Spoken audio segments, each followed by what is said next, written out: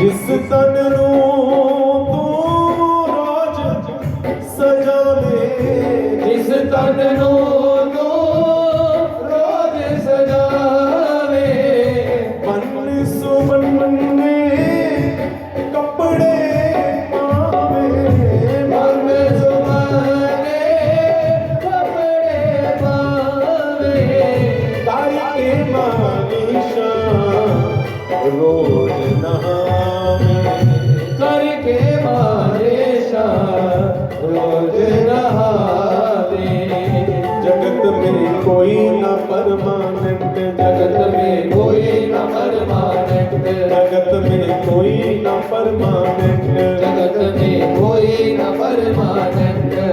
ओ चाहे लगा लो ओके साबुन, चाहे लगा लो के साबुन, चाहे लगा लो ओके साबुन, चाहे लगा लो के साबुन, चाहे लगा लो सेंट, जगत में कोई न परमानेंट, जगत में कोई न परमानेंट, जगत में कोई न परमानेंट, जगत में कोई न परमानेंट। संसार में कोई परमानेंट नहीं है। जिस तन को रोज सजावे, बन सुबन्ने कपड़े पावे, इस तन ने मुक्त जाना, जिंदगी हरि नाम को बिना तेरा तेरी किसी ने भी पढ़ नहीं करना। अब देखो भैया, कल आप सबने भागवत जी का महात्मा सुना ना, किस किस को समझ में आया वो आप बताओ? नहीं समझ में आया? नहीं आया? आया है तो आप उठा के बताओ ना, फिर आगे की कथा जो करें, नहीं तो पीछे वाली दोबारा सुना देते। समझ आया तो आप बताओ, क्या समझा कल? हाँ, करो मत, ठीक है। आपसे कोई मुश्किल प्रश्न पूछने वाले नहीं है। तो माता जी ने बोला कल धुंधली की कथा सुनी थी, है ना? धुंधली हम नहीं है, धुंधली है हमारी बुद्धि। ये भगवान की कथा एक शीशे की तरह, इसमें हमारी आकृति दिखाई देगी। ये हमारी कथा है। जब भैया आत्मदेव कोई और नहीं है, हम ही आत्मदेव है। ये धुंधली कोई और नहीं है, हम ही धुंधली है। ये धुंधकारी कोई और नहीं, हमारे घर में ही धुंधकारी है कि नहीं है? बताओ, कितनों के घरों में धुंधकारी हमने देखे। यह सब कुछ माता पिता का पंजाब में धुंधकारियों की संख्या बहुत ज्यादा दिन प्रतिदिन बढ़ रही है। पंजाब में तुम्हारे भागवत कथा बहुत जरूरी है, घर घर में धुंधकारी है।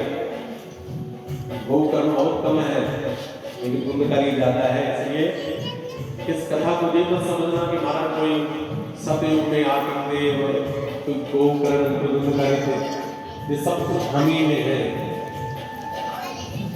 महात्मा जी की कभी भी बेटा बेटा मत करना।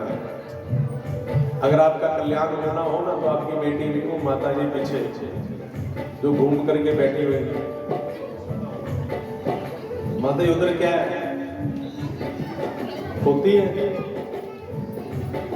जो भी मिलेगा इधर मिलेगा। मैं अक्सर एक कथा बात बताता हूँ। एक बार हम मेला में घूमने के लिए गए और वहां पर ना मेले में कितनी दुकानें लगी होती है, आप भी गए होंगे मेले ना, कितनी दुकानें लगी रहती है मेले में। और हर कोई व्यक्ति अपना अपना सामान बेचने के लिए आता है। वहां मेले में घूमने के लिए गए तो पीछे से हमें आवाज आई। क्या आवाज आई? सुनो भैन जी, सुनो भाजी, ਤੁਹਾਡਾ ध्यान किधर है? रस का बेला तैर। आपने कभी सुनी ये बात, है ना? तो मैंने भैया मुड़ करके देखा कि कौन बोल रही है बहन जी। तो देखा तो किसी ने कैसेट लगा रखी थी, सुनो भैन जी, सुनो भाजी, ਤੁਹਾਡਾ ध्यान किधर है? रस का बेला तैर। मैंने रस पी नहीं, लेकिन मैंने वहां सोच लिया कि भैया ये तो हमारे वाला ही काम करे, ये तो हमारे काम की बात है। ये भी रस बेचने वाले हैं और हम भी रस बेचने वाले हैं। अंतर सिर्फ इतना है कि ये गन्ने का रस बेचते हैं, और हम भगवान के नाम का रस बेचते है ना। इसलिए अगर कोई भैया इधर को जाते हैं ना तो हम भी कह रहे हैं सुनो भैन जी थोड़ा ध्यान किधर है, रस का मिलना था, बोलो ना मिल रहा है रस के नहीं मिल रहा है, बताओ सच बताओ। ये कथामृत है, ये रस से कहीं बढ़ करके है, ऐसा रस जो हमारे जीवन को मधुर बना देता है, हमारे जीवन में मधुरता भर देता है। भागवत की कथा कहती है कि भैया भजन करत बिटिया बलि, बिना भजन नहीं पूत, शबरी को मुक्ति मिलियो धुंधकारी भयो भूत। भजन करने वाली अगर हमारे घर में बेटी भी हो जाए ना भैया वो 100 बेटों से ज्यादा अच्छी है। अगर बेटा भैया बड़ा होकर के धुंधकारी बन गया तो बताओ ऐसे बेटे का क्या करना है ना। जो खुद भी डूबेगा और हमें भी नरक में गिराएगा। इसलिए कभी भी बेटा बेटा बेटा बेटा मत चिल्लाओ। अगर बेटा नहीं है ना तो फिर भगवान को ही अपना बेटा बना लो। इसलिए हम तो आप सभी को भैया जिस सत्संग का प्याला पिलाने के लिए आए और जितनी देर भी पिलाएंगे ध्यान से पीना, ठीक है। ये जीवन के 2 दिन है, 4 दिन नहीं है। अब देखो एक दिन पिछला निकल गया, एक दूसरा है ना, एक आज का एक कल का, दोनों को मिलाकर के 2 बन जाएंगे। अब तीसरा चौथा 2, एक अगले वाला एक आने वाला, बस ये 2 ही याद रह जाते हैं। एक आज की कथा एक पिछले की। जैसे अपन अगले दिन में प्रवेश करेंगे तो पहले दिन की भूल जाएंगे, आज की याद रह जाएंगे, ऐसा होगा ना। आज आपको कल की भी याद होगी थोड़ी बहुत, आज की भी याद रहेगी, लेकिन जैसे ही कल तीसरा दिन होगा आज की याद रहेगी और कल की याद रहेगी। और जब चौथा दिन होगा चौथे तीसरे की याद रहेगी। 2 दिन की जिंदगी है। हमें जा कुछ हमारे साथ बीती हुई 1-2 दिन की बातें याद रहती है ना, या आज की याद रहती है, कितना याद रख पाते हैं ना, कभी कभी याद आती है अगर ज्यादा ही ध्यान दें तो। इसलिए मना जप ले हरि दाना, जिंदड़ी को दिन दी। मना जप ले हरि दाना, जिंदड़ी को दिन दी।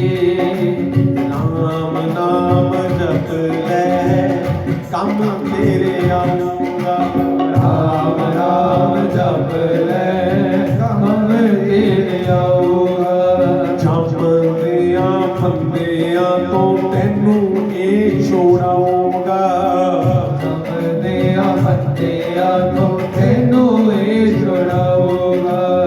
बताओ धुंधकारी को यम के पास से बचाया कि नहीं बचाया, बोलो। और क्या करेगा, कर दऊं तरनी तो पा, जिंदड़ी तो दिन दी। मना जप ले हरि दाना, जिंदड़ी दो दिन दी। ओ मना जप ले, मना जप ले, मन जप ले, मन जप ले, ओ मना जप ले, मना जप ले, मन मना जप ले, मन जप ले। मना जप ले हरि दाना, जिंदड़ी तो दिन दे। मना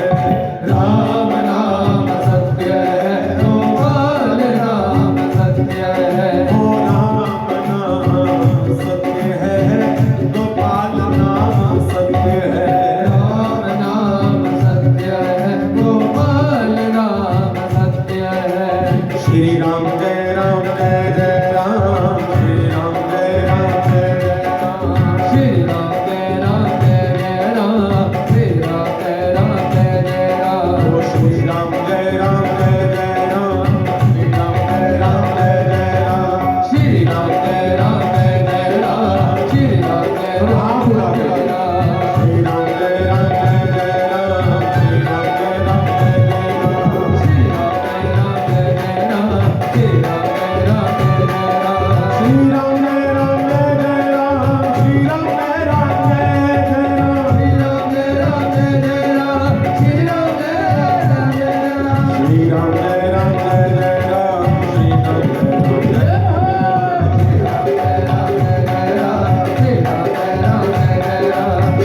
जय राम, श्री राम जय राम जय जय राम, श्री राम जय राम जय जय राम, श्री राम जय राम जय जय राम, श्री राम जय राम जय जय राम, श्री राम जय राम जय जय राम, श्री राम जय राम जय जय राम, श्री राम जय राम जय जय राम, श्री राम जय राम जय जय राम, श्री राम जय राम जय जय राम, गाइए सभी दोनों हाथ मिला के। ओ श्री राम जय राम जय जय राम, श्री राम जय राम जय जय राम, ओ श्री राम जय राम जय जय राम, श्री राम जय राम जय जय राम, ओ श्री राम जय राम जय जय राम, श्री राम जय राम जय जय राम, श्री राम जय राम जय जय राम, श्री राम जय राम जय श्री राम जय राम जय जय राम, श्री राम जय राम जय जय राम, ओ श्री राम जय राम जय जय राम, श्री राम जय राम जय जय राम,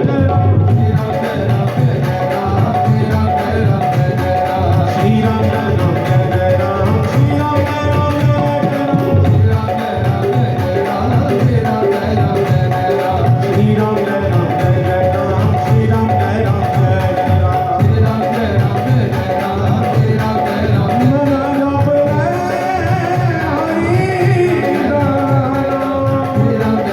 जय राम, मन जप रे हरि राम, मन जप रे हरि राम, मन जप रे, मन जप रे,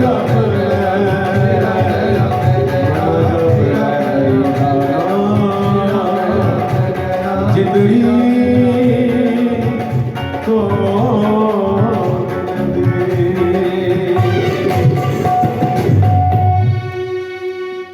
बोली वृंदावन बिहारी लाल की जय, बोली सच्चिदानंद भगवान भगवान की जय। बंदो, ये है श्रीमद् भागवत महापुराण का महात्मा। आइए श्रीमद् भागवत महापुराण के मूल में प्रवेश करते हैं। जिस ग्रंथ को आप सुनने के लिए जा रहे हैं उस ग्रंथ का नाम है श्री, बोलो श्री मद भागवत महापुराण। बोलो भा, भा का मतलब भक्ति।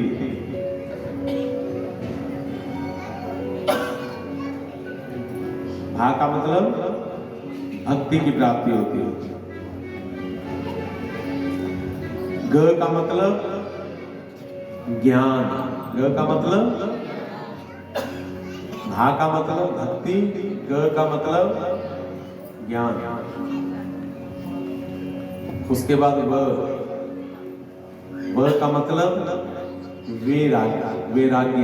क्या नाम है? क्या मतलब? वैराग्य। भक्ति, ज्ञान, वैराग्य।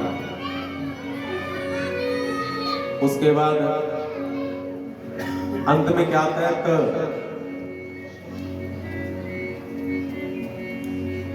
त का मतलब है त्याग।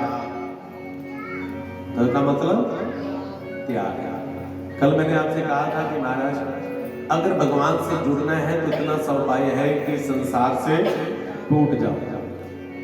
मद का मतलब है जो भगवान के मुख से निकला हुआ ग्रंथ है। इस ग्रंथ का नाम है श्रीमद् भागवत महापुराण। इसको लिखा है वेद व्यास जी ने, महाराज ने। किसने लिखा है? वेद व्यास जी महाराज, जिनका नाम है कृष्ण द्वैपायन। क्या नाम है? कृष्ण द्वैपायन।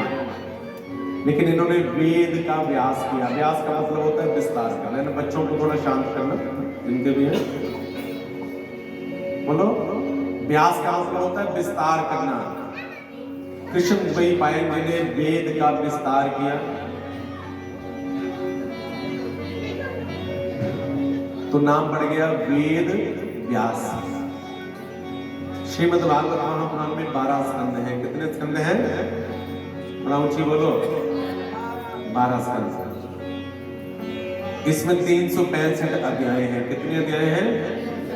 365 अध्याय। इनमें 18,000 श्लोक हैं। कितने श्लोक हैं? 18,000 श्लोक। अगर इस व्यास पीठ से हमने महाराज 18,000 श्लोकों की बजाय 18 श्लोकों को भी समझ लिया ना, तो समझ लेना कि आपकी भागवत सार्थक हो गई। इस व्यास पीठ से महाराज 18 श्लोकों की व्याख्या भी हो जाए ना, बहुत है। लेकिन यहाँ पर आदरणीय पंडित जी सुबह पूजन करवाते हैं ना, तो गीता का पाठ, मूल पाठ इत्यादि, वो भागवत की कथा में अगर हम कहें व्यास पीठ से कभी भी नहीं हो सकता। तो जितने भी श्लोक आपको समझाए जाए तो उनको ध्यान से समझना, ठीक है? तो आओ प्रवेश करते हैं। पहले तो होते हैं नियम। कल डॉक्टर साहब ने आपको कुछ नियम बताए थे। आदरणीय डॉक्टर अशोक जी ने आपको कुछ नियम बताए थे ना, कि कैसे पूजा करवानी है, कैसे सोना है, कैसा आहार होना चाहिए, कैसा हमारा व्यवहार होना चाहिए। अगर भागवत की दृष्टि से सब कुछ आपको बताऊंगा ना, तो आप में से हो सकता है कि आगे कल आए ना कि हमें कौन सा लाभ होने वाला है। लेकिन अंत में महाराज जो नियम बताया गया है, वो ये बताया गया है कि जहां मर्जी सो जाओ, जितना मर्जी खा लो, जैसा मर्जी पहन लेना, लेकिन बस ईमानदारी से भगवान की कथा को सुनना है। तो मान लो कि कलयुग में नियमों को हमारे बहुत ज्यादा शॉर्ट करके बताया गया है। हाँ, अगर आप निष्काम भाव से कथा सुनना चाहते हैं तो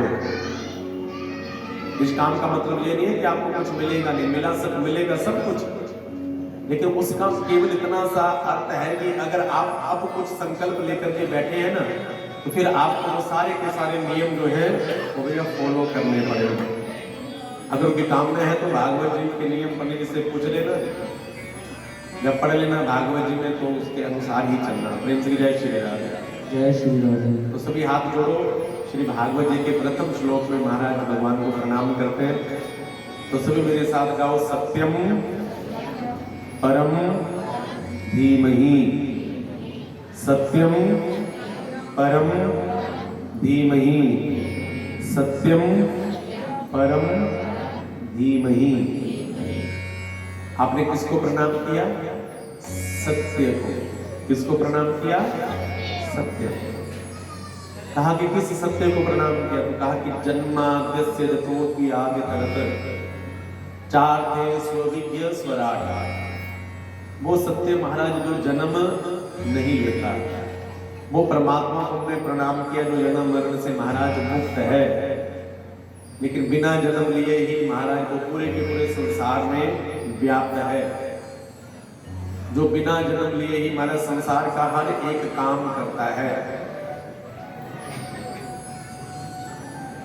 बिनु पग चलई सुनई बिनु काना, बिनु कर कर्म करही बिदिनाना। वो परमात्मा जो बिना पैर के ही आपके साथ चलता है। बिनु पग चलई सुनही बिनु काना, जिसको महाराज सुनाने के लिए कानों की आवश्यकता नहीं है, वो बिना कान के ही सुनता है। भैया उससे कोई काम करवाना हो तो हमें दिखता नहीं है, वो बिनु कर कर्म, बिना कर के, बिना हाथ के ही अनेक प्रकार के हमारे काम करता है। जो भगवान के पक्के भक्त है वो कहते भी है ना, मेरा आपकी कृपा से, हाँ बोलते रहो, मेरा आपकी कृपा से सब काम हो रहा है, करते हो तुम कन्हैया मेरा नाम हो। वो काम वो करता है लेकिन नाम आपका बनाता है। भागवत की कथा कौन करवा रहा है बताओ? भगवान। लेकिन नाम किनका हो रहा है? श्यामला वाला, है ना? आपका हो रहा है कि आपके गांव में कथा हो रही है, तो नाम बनाने वाला कौन है? वो परमात्मा। वो कौन सा परमात्मा है? तो कहा कि जन्माद्यस्य जगोदि आदि तरत चाते स्वविज्ञ स्वराट तेजो बारी प्रथा यथा विनमयो यत्र त्रिसर्गो मृचा। जिस परमात्मा की माया के द्वारा के झूठा संसार हमें सत्य प्रतीत होता है। सभी का ध्यान इधर होना चाहिए, ठीक है? रस का पीना किधर है? इधर। आपका देना तो इधर ही, क्योंकि बहुत भक्त आएंगे, आपकी पक्की सहेलियां भी आएंगे ना, तो आपकी दूसरी भी आएंगे, तो आपका महाराज ध्यान किधर होना चाहिए? भगवान की। प्रेम से जय श्री राम। जय श्री राम। जो उमरपुर वाले आए ना सारे, सभी का बहुत बहुत स्वागत है, और ताली बजा के स्वागत करो। उमरपुर से जितनी भी हमारी माताएं बहनें आई हैं, सभी का बहुत बहुत स्वागत है। हम तो कल भी आपका इंतजार कर रहे थे, कोई बात नहीं, जल्दी आ गए थे भी आप। हमारी बहन जी अशोक कुमारी जी मोदी नाम से जो विख्यात है, वो भी आई है, जिन्होंने उमरपुर में हमें बुला करके भागवत की कथा कहने का सौभाग्य प्रदान किया था। तो आप सभी का स्वागत है। पता ना आप बताओ, श्री राम जय राम जय जय राम, श्री राम जय राम जय जय राम, श्री राम जय राम जय जय राम, श्री राम जय राम जय जय राम, श्री राम जय राम जय जय राम, श्री राम जय राम जय जय राम, श्री राम जय राम जय जय राम,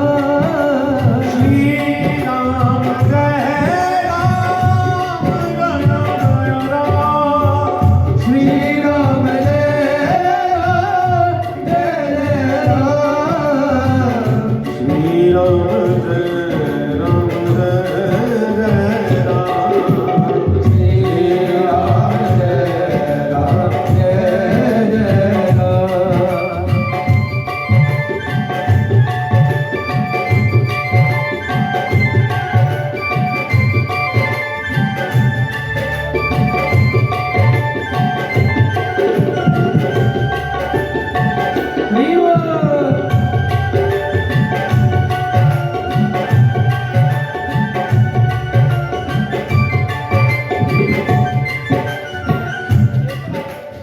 जिस प्रभु की माया से हमें ये झूठा संसार, ये तो बातें नहीं करनी, प्रेम से जय श्री राधे। जय श्री राम। हाँ जी, हाँ जी, साथ में जोड़ो, प्रेम से जय श्री राम। जय श्री राम। चलो, जितनी देर व्यवस्था होती है उतनी देर कीर्तन करें। देखो, मैंने आपको बातें करने के लिए तो कहा नहीं, एक बार दोनों हाथ उठाओ, दोनों हाथ उठाते हो, क्या बात, दोनों हाथ।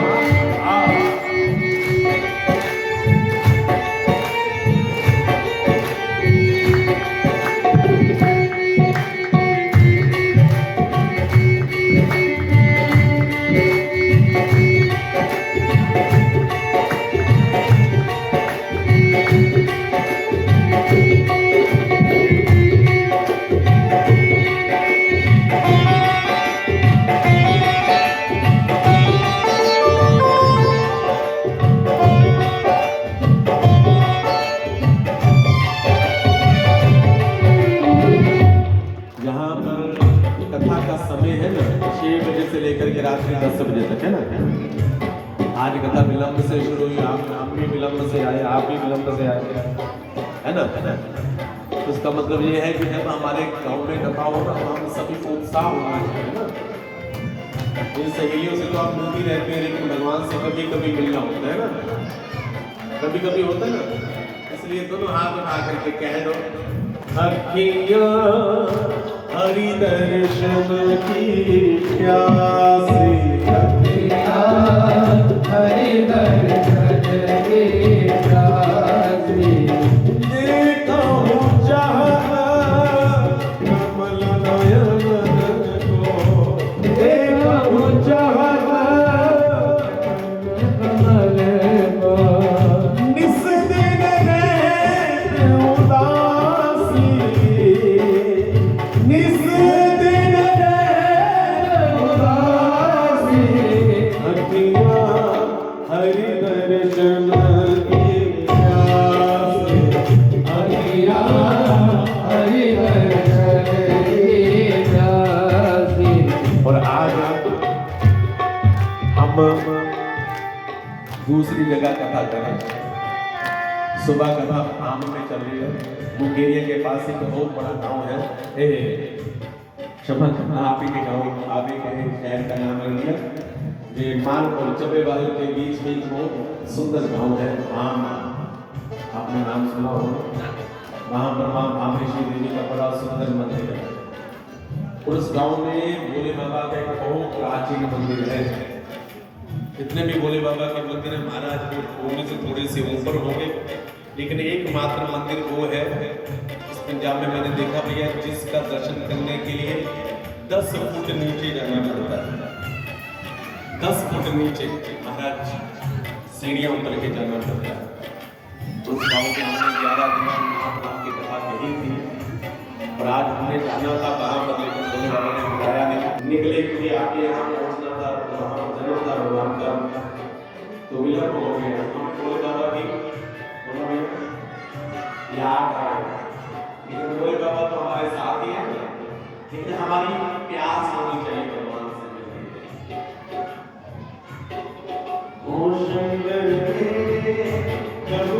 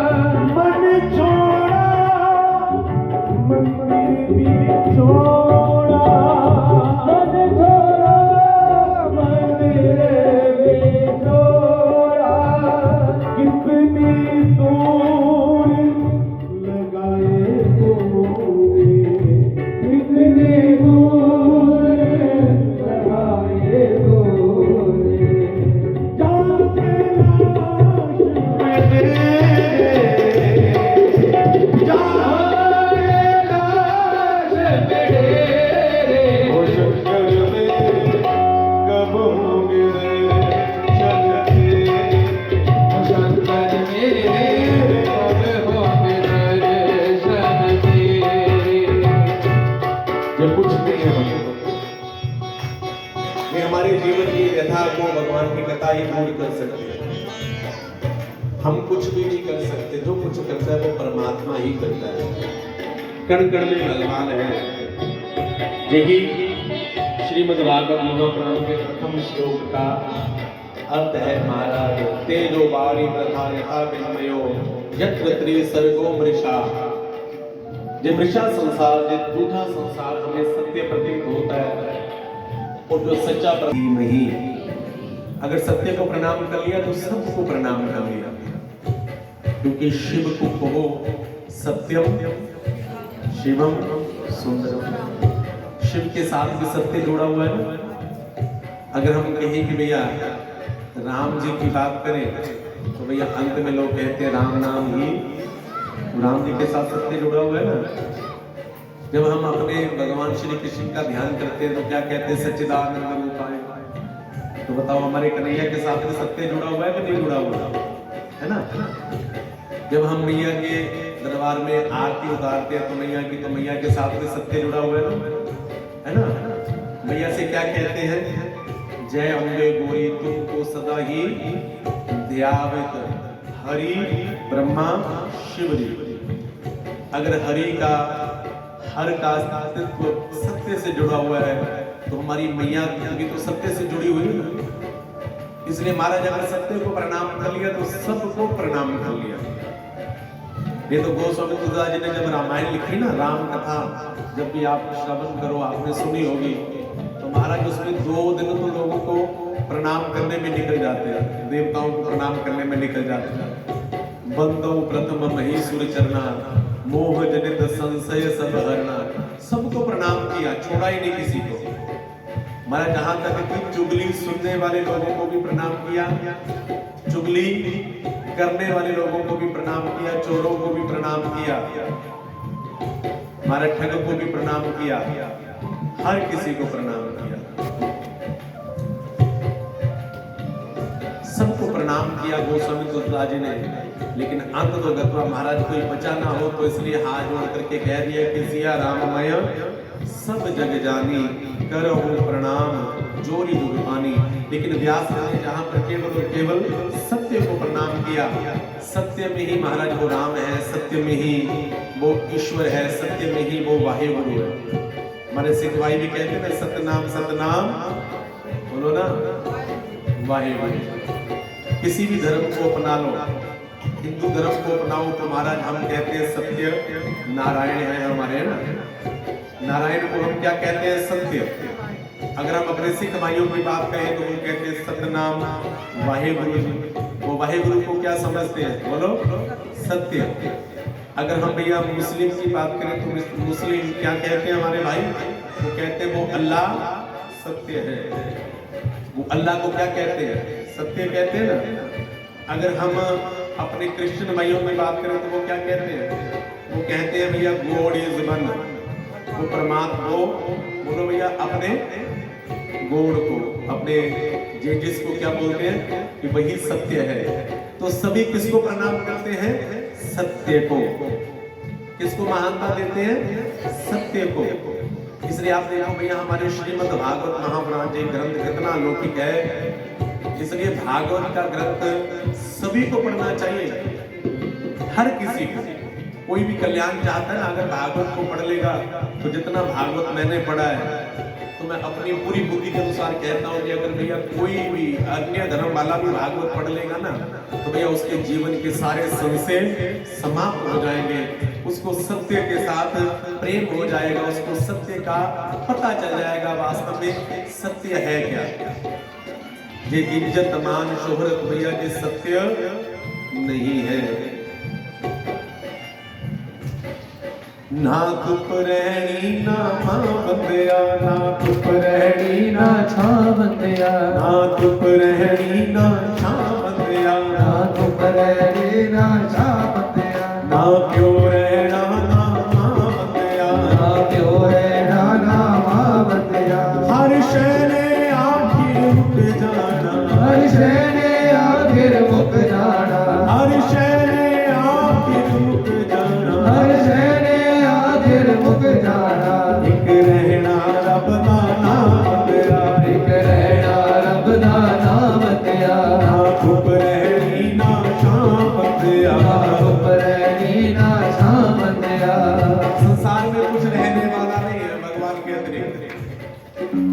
जीते जी भैया कितना कुछ कहते हैं जी, मेरा मेरा। अगर भगवान ने भेदभाव करना होता तो भैया भगवान मुसलमानों का आकार कहीं और बनाते हैं ना। जैसे जितनी भी गाड़ियां हैं, इन सभी का किसी का इंजन आगे होता है, किसी का पीछे होता है ना। किसी भी धर्म का इंसान उठा करके देख लो भैया, सबकी दो आंखें यहीं पर होंगी। अभी देखा भैया कि अगर हिंदू की दो आंखें यहाँ हैं तो मुसलमानों के पीछे थोड़ी नहीं होती, उनकी भी वही होती। अगर हमारा सिर ऊपर है तो सबका ऊपर ही होता है ना। अगर किसी की भुजाएं भैया बताओ कंधों के साथ जुड़ी होती है तो सबकी वही जुड़ी होती है ना। इसका मतलब क्या हुआ? इसका मतलब इस संसार में जो भी बना है ना, वो एक ही फैक्ट्री से बना है। सही कह रहा हूं या गलत कह रहा हूं? एक ही फैक्ट्री में सभी के सभी मॉडल बने हैं। अगर सभी का भगवान अलग अलग होता है तो वो अपने अपने हिसाब से बनाता है ना। इसलिए बंधुओं, कभी भी किसी से द्वेष मत करो। केवल और केवल भागवत की कथा को सुन करके एक एक श्लोक के ऊपर एकदम चाहे तो मुझे 7-7 दिन निकल जाए, लेकिन हमने तो 7 दिन में बहुत कुछ सुनना है, समझना है। तो भागवत जी के मंगलाचरण में दूसरे श्लोक में कहा कि भागवत को सुनने का अधिकारी कौन है? तो कहा निर्मत्सरा नाम सताम, जिसके मन में मत्सरता नहीं है। मत्सरता का मतलब जेलस नहीं है। जिस व्यक्ति के हृदय में जेलस है ना किसी के प्रति, वो व्यक्ति भगवान की कथा को सुनने का अधिकारी नहीं है। अगर आपको संस्कृत पढ़ने नहीं आती ना तो रामायण को पढ़ो और अंत में पढ़ना उत्तरकांड की आखिरी 5 पहियों को पढ़ लेना। उसमें भोले बाबा ने कहा है कि जे ना कहीं हट ही सट ही नहीं, जो मन लाई ना सुन हरि लीलही, कहीं ना क्रोध ही कोम ही क्रोध ही काम ही, जो ना बजही सचराचर स्वामी ही। वहां पर आपको पता चल जाएगा कि अगर आपके मन में ईर्ष्या है, द्वेष है, आप क्रोधी हैं, कामी हैं, तो भगवान की कथा को सुनने के अधिकारी नहीं है। तो कहा कि निर्मत्सरा, जो मच्छर, कहा कि जो अंदर वाले होते हैं, जेलस होते हैं कि दूसरे वाला व्यक्ति इतना ऊंचा क्यों उठ गया, भैया इसमें इतनी विशेषता क्यों है। ये ऐसी व्यक्ति की बातें जो है ना भैया, वो हमें कभी भी ऊंचा उठने नहीं देती, वो सदा वो हमें गिराती रहती है। इसलिए अगर आप ऊंचा उठोगे ना, अपनी सोच से उठोगे, अपनी सोच को ऊंचा उठा दो, अपने आप ही आपका स्तर उठ जाएगा। सबसे प्रेम करो, देखो लोग आपके पीछे पीछे भागेंगे। कभी सम्मान की याचना ही ना करो कि भैया कोई आपके गले में फूल माला डाले, कोई आपकी जय जयकार करे। सबके साथ सम्मान भाव से रहो। जितना भैया चुप करके रहोगे, जितना गुप्त रहोगे ना, उतनी ही कृपा भगवान की आपके ऊपर होगी। मैंने कथाओं में कहता हूँ, जो बीज मिट्टी में मिल जाता है ना, दब जाता है, वही बोलो भैया उगता है, वही ऊंचा उठेगा। अगर आपने कहा कि नहीं भैया हम तो मिट्टी में मिलेंगे, तो बीज को छुपा करके रखोगे तो भैया बीज उगने वाला नहीं है। जो मिट्टी में मिलेगा उसी को महाराज बोलो ना, वो भी जो है ना वो ऊपर उठाएगी, वही बोलो भैया अंकुरित तो होगा। इसलिए सदा नीचे रहो, तप करके रहो। बहुत से लोग भैया जो दान करते हैं, लेकिन लंबी लंबी पर्ची भी कटवा देते हैं, अपना नाम भी लिखवा देते हैं, लेकिन भैया सबसे ज्यादा पैसा किसके पास होता है बोलो? अगर हम कहें कि भैया ब्राह्मण, क्षत्रिय, वैश्य और शूद्र, इनमें सबसे ज्यादा पैसा किसके पास होता है? वैश्यों के पास है ना।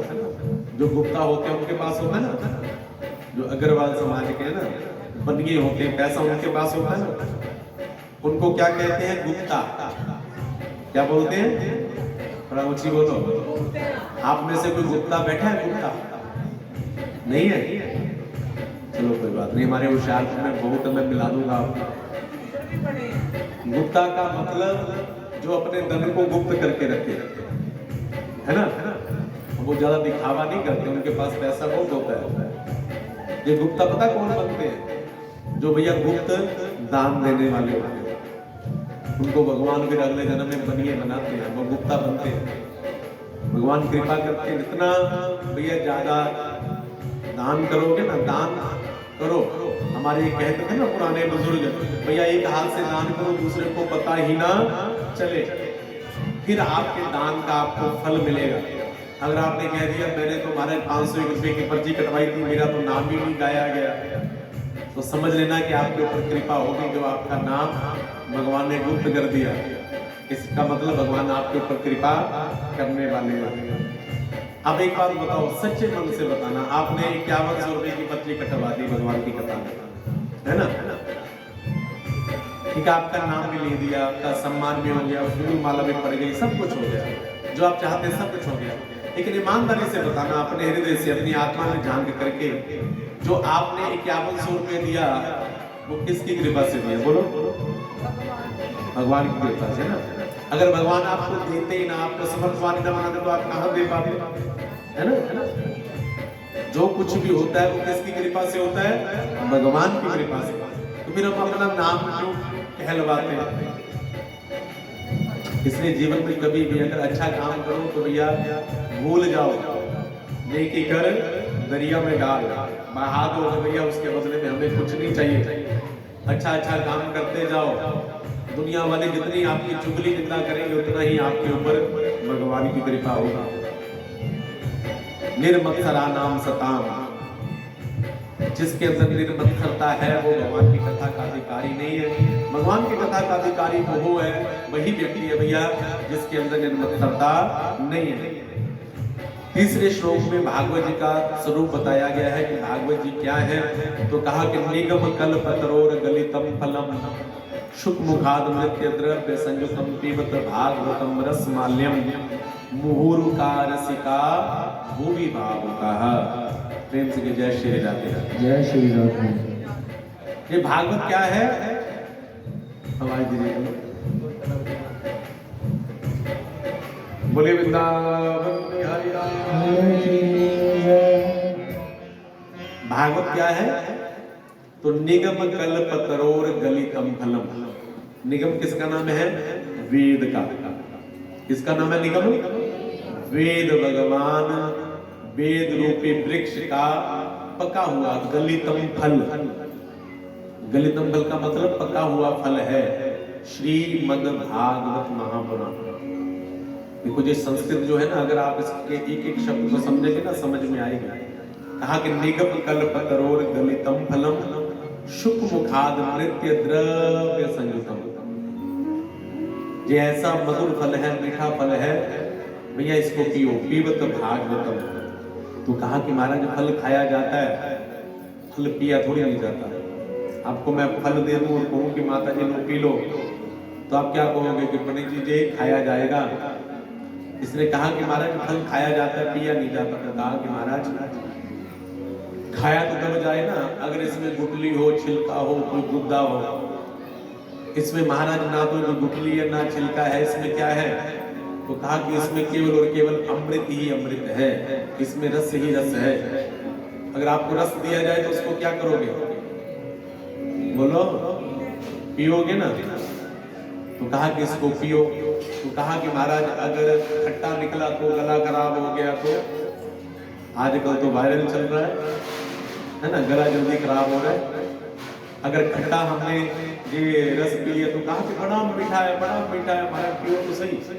तो कहा कि कैसे गारंटी दे सकते हो कि जब मीठा है? तो कहा कि उसकी गारंटी है कि इसको तोते का मुख लगा हुआ है।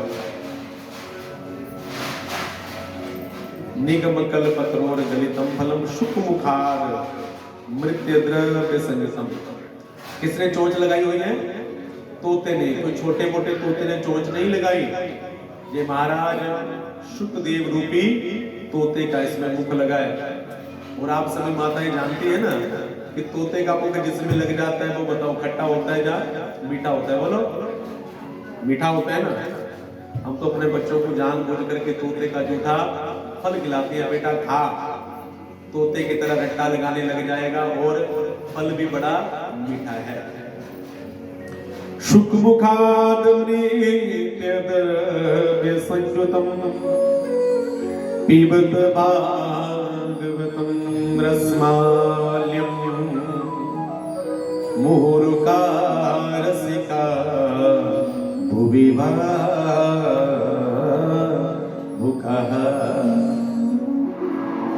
तो व्यास जी ने महाराज इस रस की प्याऊ लगाई और दो को आवाज दी, कहा कि आइयो आओ रसिको पियो, आओ भावुको पियो।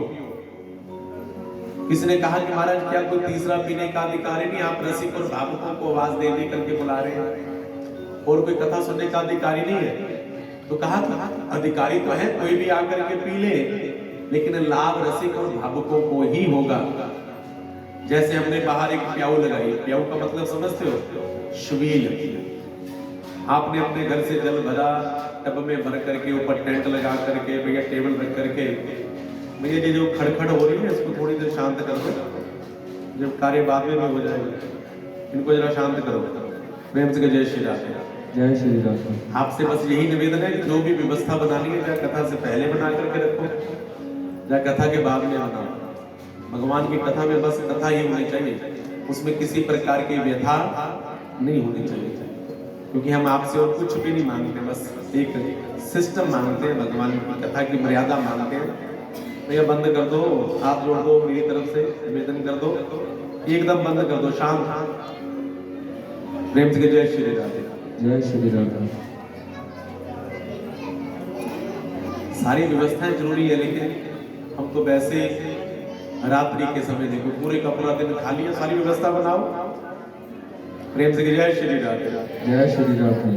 तो मैं बात कर रहा था, हमने प्याऊ लगाया बाहर, प्याऊ लगाने के बाद आपने जोर जोर से आवाज देनी शुरू कर दी, आओ ठंडा ठंडा जल पियो, आओ ठंडा ठंडा जल पियो। कोई एक व्यक्ति आए और कहे कि ये जल माता जी कहाँ से भरा है? हैंडपंप का है, कुएं का है? तो हमारे घर के हैंडपंप का है। जिस टब में भरा है ये गंदा तो नहीं है, इसको अच्छी तरह से धोया, तो अरे 4-4 बार साबुन लगा करके धोया है, बिल्कुल साफ करके धोया है। अच्छा, आप बार बार चिल्ला रही हो कि जल मीठा है, जल ठंडा है, इसमें बर्फ तो नहीं डाली कि हमारा गला खराब? नहीं महाराज, हैंडपंप का ताजा जल है और हमारे घर का ताजा जल बड़ा शीतल जल है, पियो। गिलास में डालने लगे, उसने कहा कि रुको रुको रुको, इस गिलास को धोया आपने? आप कहो कि हाँ हमने गिलास में अच्छी तरह से धो करके रखे हैं। अब देखो भैया, उस व्यक्ति ने हाथ तक नहीं लगाया पानी को और कितने प्रश्न कर दिए, और एक व्यक्ति कड़क की धूप में आया, आकर के सीधा आपके पास खड़ा हुआ, आपको राम राम तक नहीं बोली, एक गिलास उठाया, गट गट पानी पी गया, दूसरा गिलास उठाया, गट गट पानी पी गया, उसने कोई राम राम तक नहीं बोली। अब इसका मतलब क्या है? कारण क्या है बताओ? कि उस व्यक्ति को बहुत जोर की प्यास लगी हुई थी, इसलिए उसने राम राम भी नहीं किया, उठ करके सीधा पानी पी लिया। और जो व्यक्ति इतनी देर से दिमाग खराब कर रहा है, दिमाग का दही कर रहा है, उसका मतलब क्या है? उसका मतलब है कि उस व्यक्ति को प्यास नहीं है। अगर प्यास लगी होती तो पूछता कहां से भरा, कैसे भरा, क्यों भरा। कितने प्रश्न वही होते हैं जहां पर प्यास नहीं होती। और आप सभी की सभी माताएं, बहनें, मातृशक्ति वे भाई बंधु, देखो भैया ये सारे के सारे प्यासे हैं, इसलिए भाग भाग करके आ रहे हैं। कोई बिना प्यास के हो ना, उसको कहना कि भैया आप कथा में नहीं आए, पास में रहते, अरे कहाँ से आए महात्मा जी, कितने में बुक किए हैं, वहां महाराज किसकी साउंड लगी हुई है, टेंट किसका लगा हुआ है, हलवाई कौन सा बुक किया हुआ है। लोग ऐसी व्यर्थ की बातें करते रहते हैं। अब बताओ इन बातों से आपको मिलना क्या है? बोलो आपको कोई मतलब है कि इन्होंने किसको बुलाया है? भैया ये पता है कि भैया जिसको भी बुलाया है वो कथा भगवान की कह रहा है, हमने तो बस घट घट करके पीनी है। इसलिए कहा रसिक और भावुकों को भगवान की कथा पिलाने में आनंद आता है। और सच बताऊं, आप तो सभी महाराज ये मुकेरिया क्षेत्र के इर्द गिर्द जितने भी गांव वाले हैं ना महाराज, आप बड़े रसिक हैं। एक बार अपने लिए ताली बजाओ, आपको कथा सुनाने में बहुत आनंद आता है, बहुत ज्यादा। हम देखो भैया, हमारे घर से होशियारपुर से जहां हम कथा करने के लिए जाते हैं, 1 घंटा पूरे का पूरा गाड़ी में लगता है, ड्राइव करके जाते हैं। वहां फिर भैया 4 घंटे भगवान की कथा सुना करके फिर 1 घंटा ड्राइव करके आते हैं। फिर आपके इधर आने में 1.5 घंटा ड्राइव और करनी पड़ती है। फिर जहां पर फिर 3 घंटे बैठ करके कथा सुनानी है। सच बताऊं, कल भी हमें बहुत आनंद आया और आज भी बहुत ज्यादा आनंद आ रहा है। क्यों? क्योंकि आप सुनने वाले हैं।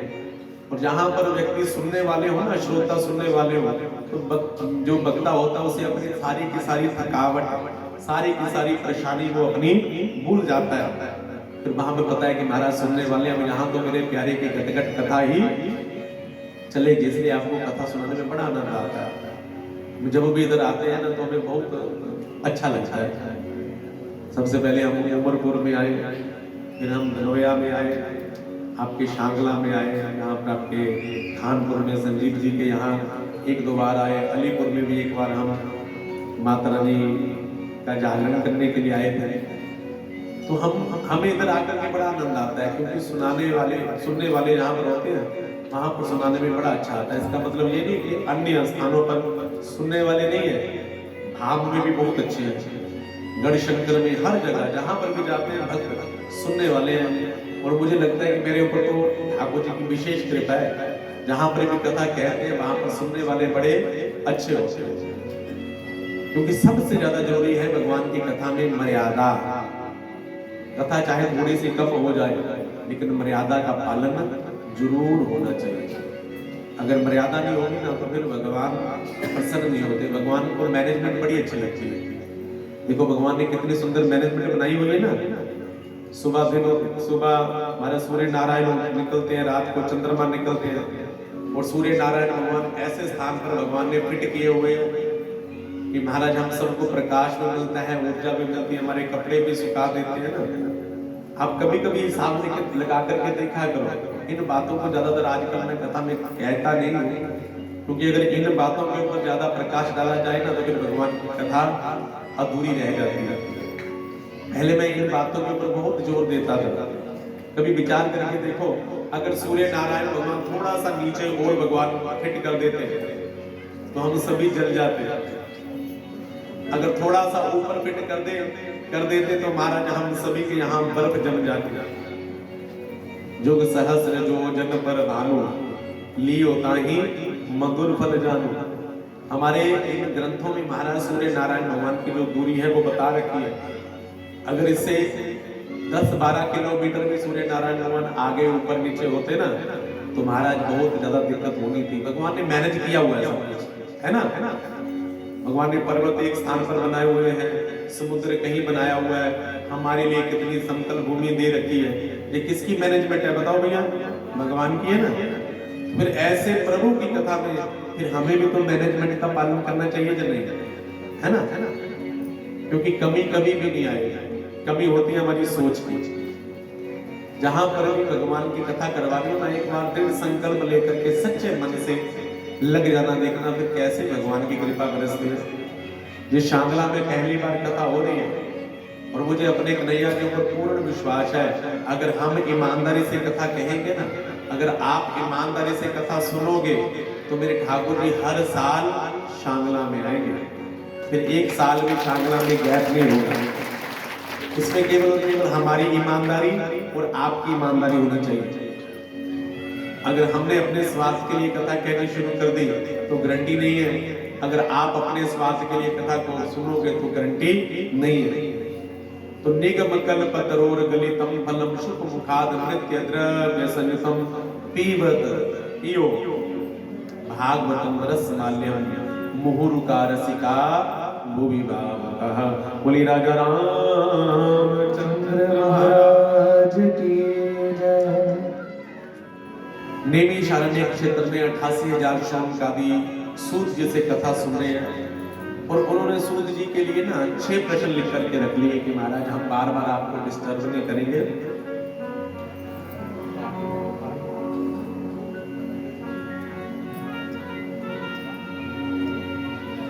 तो 6 प्रश्न उन्होंने लिखे और 6 प्रश्नों को बता दिए कि महाराज 6 प्रश्नों का उत्तर देना है, और पूरी की पूरी भागवत 6 प्रश्नों के ऊपर चलती है। सबसे पहला प्रश्न, किस मार्ग पर चल करके व्यक्ति का कल्याण होता है? कौन सा प्रश्न है? थोड़ा ऊंची बोलो। कल्याण होगा। कौन कौन अपना कल्याण चाहता है? आप उड़ा कर बताओ। हाँ, ऊंचे ऊंचे उठाना तभी होगा, ठीक है ना। देखो जहां पर मैं नहीं, जहां पर भगवान बैठे हुए हैं जो भी हाथ उठाएगा ना अगर भगवान उसी का कल्याण करेंगे। पहला प्रश्न, किस मार्ग पर चल करके व्यक्ति का कल्याण होगा? ये प्रश्न केवल ऋषियों का नहीं, हम सब का प्रश्न है, क्योंकि हम सभी अपना कल्याण चाहते हैं ना। दूसरा प्रश्न है कि भगवान का नाम है अजन्मा, तो भगवान जन्म क्यों लेते हैं? तीसरा प्रश्न ये है कि देखो हम भगवान के मंदिर में आए ना, तो कल हम ऊपर भी दर्शन करके आए। ऊपर हमारे राधा कृष्ण जी है, राम जी है ना, माँ संतोषी है ना, ऊपर सबका दर्शन करके आए हम। लेकिन आज हम ऊपर नहीं गए, हमने वहां खड़े होकर के उनको प्रणाम कर लिया, भोले बाबा को प्रणाम किया, उधर हनुमान जी को प्रणाम किया, शनिदेव जी को प्रणाम किया, जितने भी वहां पर देवी देवता स्थापित हैं, हनुमान जी और बालकनाथ जी, सभी को प्रणाम करके हम व्यासपीठ पर आकर के हमने व्यास जी को प्रणाम किया। लेकिन कभी कभी मंदिरों में जाए ना तो व्यक्ति को बहम हो जाता है ना।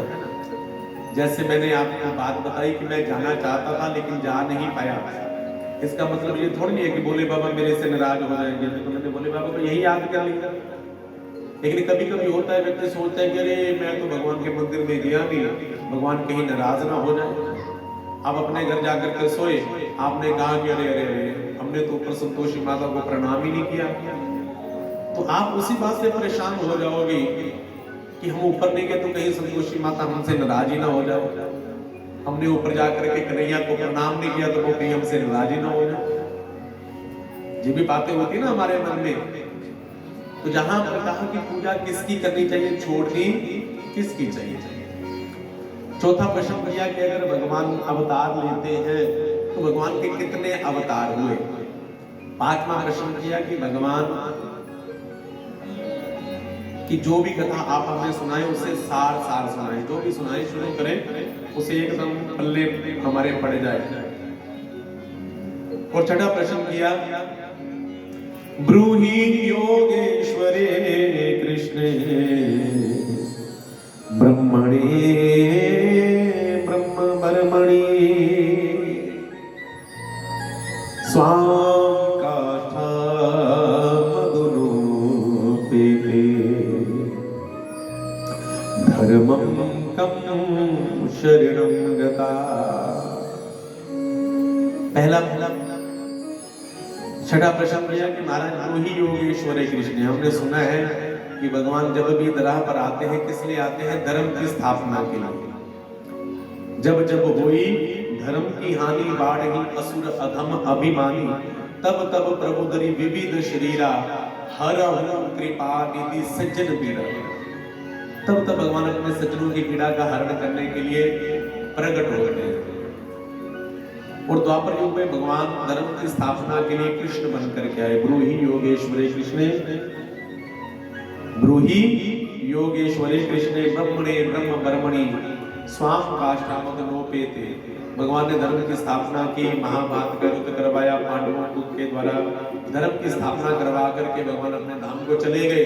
लेकिन भगवान जब अपने धाम को चले गए तो फिर धर्म कम शरणम गता। फिर महाराज जिस धर्म की हम बात करते हैं वो धर्म कहाँ गया, वो धर्म किसकी शरण में गया, उस धर्म का क्या हुआ। ये हमारे 6 प्रश्न हैं, इन 6 प्रश्नों का उत्तर दीजिए। सूत जी ने कहा कि महाराज आपके बहुत प्यारे प्रश्न हैं, इन सभी प्रश्नों का उत्तर दूंगा, लेकिन उससे पहले अपने गुरु जी का ध्यान करूं। तो गुरु जी का ध्यान किया, उसके बाद प्रश्नों का उत्तर दिया। सबसे पहला प्रश्न क्या था, किस मार्ग पर चल करके व्यक्ति का कल्याण होगा, तो उसका उत्तर सुन लो कि उसका उत्तर है महाराज केवल और केवल भक्ति मार्ग है। जिस मार्ग पर आप चलोगे तो आपका कल्याण हो जाएगा। दूसरा मार्ग है पूजा किसकी करनी चाहिए, तो कहा कि पूजा सबकी करनी चाहिए, लेकिन इष्ट एक ही होना चाहिए। जैसे देखो आप सभी मातृशक्ति जिनके विवाह हो चुके हैं ना, है ना, कुछ प्यारी बेटियां भी हैं जिनके विवाह भी नहीं हुए, लेकिन जब आप अपना मायका छोड़ करके अपने पिया के घर में आई है ना, तो आपके पति कौन है, आपके पतिदेव। लेकिन उस घर में आपके सास भी, आपके ससुर भी हैं, आपके देवर भी, आपकी ननद भी है। तो बताओ आप केवल अपने पति को भोजन करवाती हो, सबके लिए बनाती हो ना, मानना तो सभी को पड़ेगा। लेकिन प्रेम किससे करोगे सबसे ज्यादा? अपने पति से, जिसके साथ पानी ग्रहण किया है। ऐसे ही भैया भगवान कोई भी, भोले बाबा को भी जल चढ़ाना है, हनुमान जी को भी प्रणाम करना है, बाबा बालनाथ जी को भी प्रणाम करना है, शनि देव जी को भी प्रणाम करना है, राधा कृष्ण राम जी को, संतोषी माता, सबको प्रणाम करना है। लेकिन इष्ट हमारा एक ही होना चाहिए। जैसे गोस्वामी तुलसीदास जी ने एक स्तुति लिखी है कि गाइए गणपति जगवंदन। इन बच्चों को नीचे बिठाओ भैया, ये जो बच्चे हैं छोटे छोटे, इनको नीचे बिठाओ, इधर होकर के बैठ जाओ, कहीं लीड ना ही ला रहे। प्रेम से जय श्री राम। जय श्री राम। गोस्वामी तुलसीदास जी ने वंदना की गणेश जी की, गाइए गणपति जगवंदन। तो उसमें गणेश जी के चरणों में हाथ जोड़े। अब देखो गोस्वामी तुलसीदास जी भक्त किसके हैं? बोलो, प्रणाम जी बोलना। तुलसीदास जी किसके भक्त हैं? अरे रामायण लिखी है तो किसके भक्त होंगे? राम जी के। किसके भक्त हैं? राम जी के। अब स्तुति किसकी कर रहे हैं? गणेश जी की। अब शब्दों के ऊपर ध्यान दीजिए, और अंत में लिखा कि मांग तुलसीदास कर जोड़े। कि तुलसीदास अपने हाथ जोड़ करके आपसे प्रार्थना करता है। क्या प्रार्थना करता है? कि बस हूँ राम सिय मानस मोरे, राम जी सीता माता मेरे हृदय में सदा बसते रहे। प्रेम से जय श्री राधे। जय श्री राम। बस हूँ राम सिय मानस मोरे, ऐसी कृपा कर दो गणेश जी। अब देखो भैया, प्रार्थना किसकी की? गणेश जी की। मांगा किसको? राम जी को। ऐसे भोले बाबा के मंदिर में आओ ना, कन्हैया के भक्त हो, अरे भोले बाबा कृपा करो ना कि कन्हैया सदा मेरे हृदय में बसा रहे, मैं उसको कभी भी भूलूं मत, सदा उसका नाम स्मरण होता रहे। हनुमान जी के पास जाओ, हनुमान जी, ये पंडित जी कहते हैं राम नाम सत्य है, तुम्हारा जाप तो राम को सबसे ज्यादा जानने वाले हैं ना, इसलिए हमारे हृदय में सदा राम राम राम राम निकलता रहे। ऊपर संतोषी माता के पास जाकर के कह दो कि कन्हैया के नाम की माला कम होती है, ऐसा आशीर्वाद दो भैया कि कन्हैया के नाम की 10 माला रोज जब रोज भैया भगवान का नाम गाती रहो। अब बताओ भैया, पूजा तो सबकी होगी ना। अब मांगा किसको? कन्हैया को। कन्हैया से शिव को मांग लो, राम को मांग लो। इष्ट एक होना चाहिए, लेकिन पूजा सबकी होनी चाहिए। फिर कहा कि भगवान अजन्मा है तो भगवान अवतार क्यों लेते हैं? तो कहा कि अरे अब देखो भैया, हम अपने घर में कोई काम करें तो आपका पड़ोसी आकर के पूछे पैसे तुझे इतना रोज क्यों कर दे हो, तो आप कहेंगे कि भैया मेरा घर है ना, मेरी मर्जी, मैं करूं चाहे ना करूं। तो बताओ भैया कि हम भगवान को कहने वाले कुछ होते हैं कि भगवान ऐसा क्यों करते हैं? लेकिन फिर भी कहते हैं कि भगवान अवतरित होकर के आते हैं अपने भक्तों के लिए। बांध लेते भक्त मुझको प्रेम की जंजीर से, इसलिए इस भूमि पर होता मेरा अवतार है।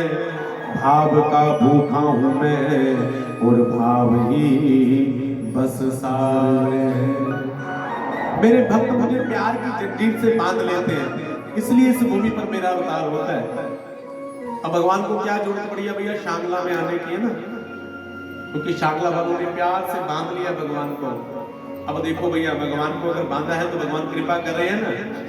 बताओ कल की कथा में किस किस को आनंद आया? हाथ उठा करके बताओ। आज की कथा में किस किस को आनंद आ रहा है? जबरदस्ती नहीं, अगर आ रहा है तो ये उठाना, ठीक है? नहीं तो मैं कोई और स्टाइल अपनाता हूं। आ रहा है आज की कथा में आनंद? हाथ उठाओ। ये आनंद कौन है? भगवान।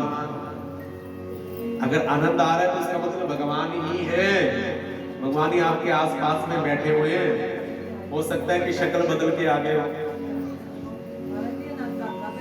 क्या आ रहा है, मुझे दिख रहा है, मुझे भी तो दिख रहा है ना, आपके मध्य में ही घूम रहा है, हमें भी तो आ रहा है। ये आनंद और कुछ नहीं है, आनंद ही भगवान है। चौथे दिन हम गाएंगे ना, आनंद के आनंद भयो, अभी हमने गा करके आए आनंद के आनंद भयो। अगर आनंद आ रहा है तो वो भगवान ही आ रहा है, आपके प्यार की जंजीर में बंद करके वो आया है। फिर कहा कि भगवान के अवतार कितने? तो भागवत में भगवान के 24 अवतारों की कथा है। कितने अवतार? भगवान के 24 अवतार गिनते रहना, ठीक है?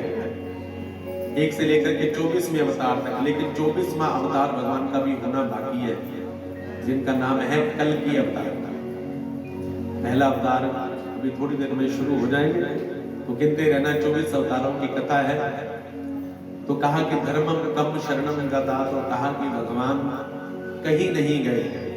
भगवान श्रीमद् भागवत महापुराण के अंतर्गत समाश्रित होकर के सभी के ऊपर आज भी कल्याण कर रहे हैं। साक्षात भगवान है, ये भगवान श्री कृष्ण है जो द्वापर युग में आए और आज कलयुग में भागवत जी के स्वरूप में महाराज हर किसी के ऊपर कृपा कर रहे हैं, हर जगह धर्म की स्थापना कर रहे हैं। प्रेम से जय श्री राम, जय श्री राम।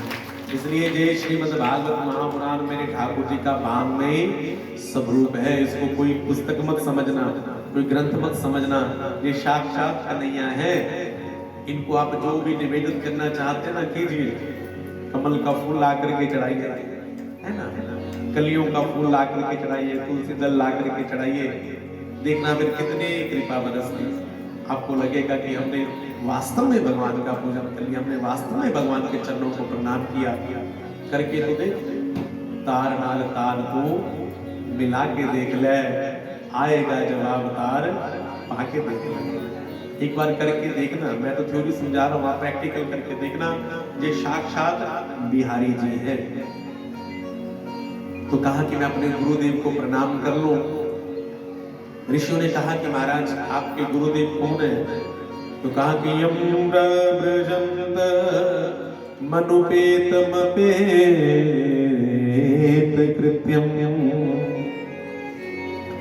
द्वैपायनो बिरहा कातर आजुहाव पुत्रेति तन्मयता तरवो विनेदो सर्वभूत हृदयं मुनिमान तोस्मि सर्वभूत हृदयं मुनिमान तोस्मि। सुखदेव जी महाराज की जय। इसको प्रणाम किया सुखदेव जी को। वो सुखदेव जी जब प्रव्रजंत मनुपेतम पेत कृत्यम, जो भैया जन्म लेते ही अपने माँ के गर्भ से 12 वर्षों के बाद बाहर आए और सीधे वन की ओर चले गए। पिता पुत्र पुत्र पुत्र कह करके पुकारते हैं। व्यास जी बिरहा कातर आजुहाव, बिरहा से कातर होकर के पुकारते हैं, लेकिन वह लौट करके नहीं आए। ऋषि ने कहा कि महाराज हमने तो सुना है कि उन्होंने भागवत जी व्यास जी से पढ़ी है, व्यास जी से उन्होंने भागवत की कथा को सुना है। और उसके बाद महाराज उन्होंने 7 दिन बैठ करके राजा परीक्षित को भागवत की कथा सुनाई है। और आप कहते हैं कि वो जंगल में चले गए, लौट करके आए नहीं। फिर उन्होंने भागवत कैसे पढ़ी? फिर महाराज उन्होंने राजा परीक्षित को भागवत सुनाई क्यों? और राजा परीक्षित ने भागवत सुनी क्यों? राजा परीक्षित को 7 दिन में मरने का श्राप लगा क्यों? क्यों नहीं होगा ना बनो तो भगवान की कथा नहीं होगी। प्रेम से जय श्री राधे, जय श्री राधे। अब आपके बच्चे आपसे कोई कथा पूछ लेते हैं ना, भैया है ना, हम ये क्यों करते हैं, हम वो क्यों करते हैं। बच्चे जब क्यों क्यों करें ना, तो भैया कभी भी नाराज मत हुआ करो। जो प्रश्न वो पूछते हैं उनका उत्तर दिया करो। अगर उत्तर नहीं है तो उत्तर ढूंढ करके दिया करो। अगर प्रश्न नहीं होगा तो बंधुओं उत्तर भी नहीं होगा। जितनी भी कथाएं हैं, ऋषियों ने प्रश्न किया तो सूत जी ने उत्तर दिया। आपको भी प्रश्न करने का पूरा अधिकार है।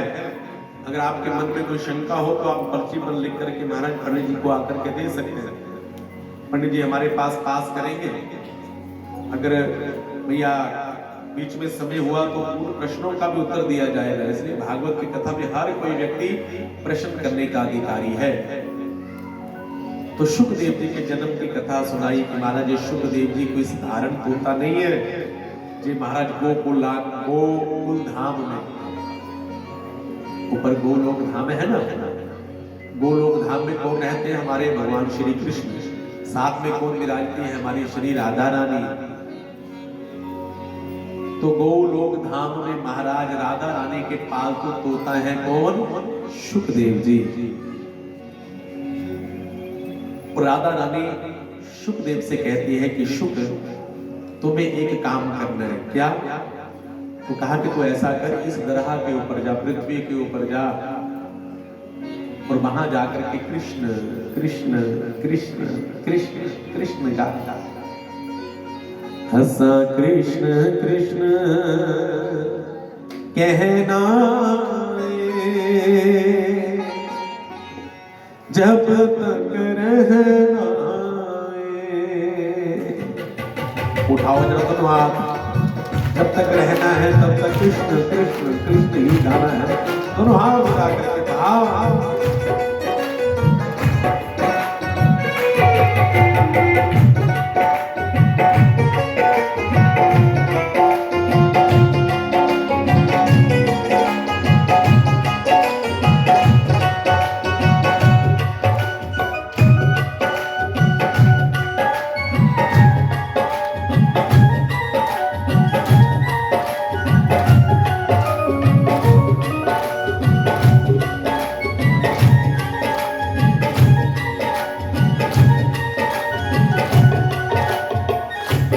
हंसा कृष्ण कृष्ण कहना जब तक रहना।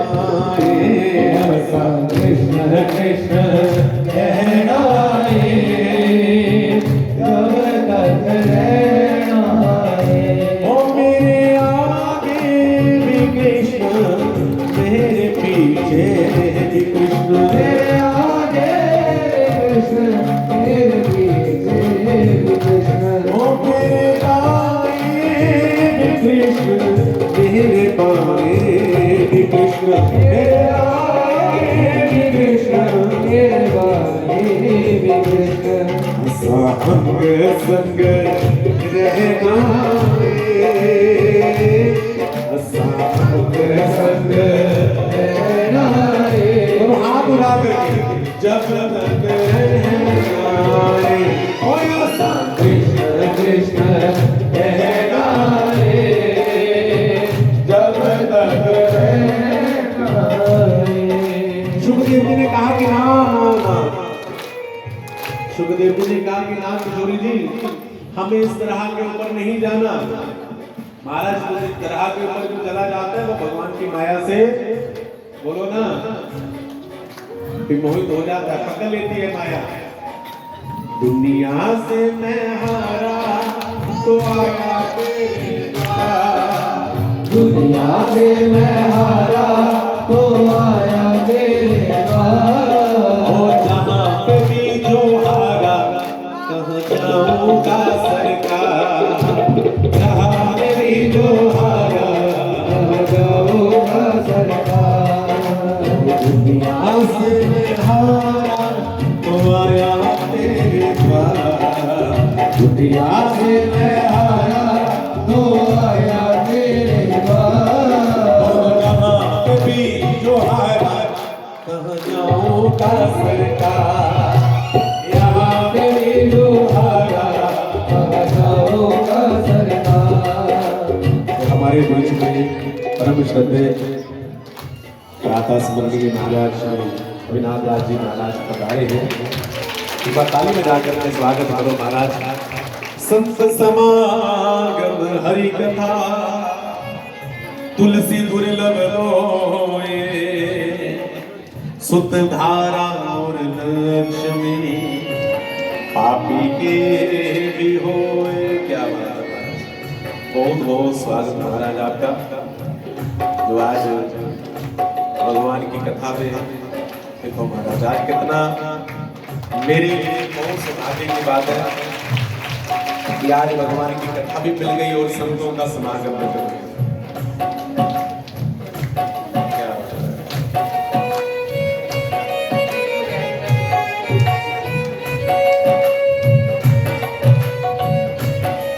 महाराज जी देखो, महाराज मेरे लिए घड़ी लेकर के आए, महाराज टहला करके जाइए ऐसे। देखो जो मैंने ये घड़ी पहनी है ना, ये हमारे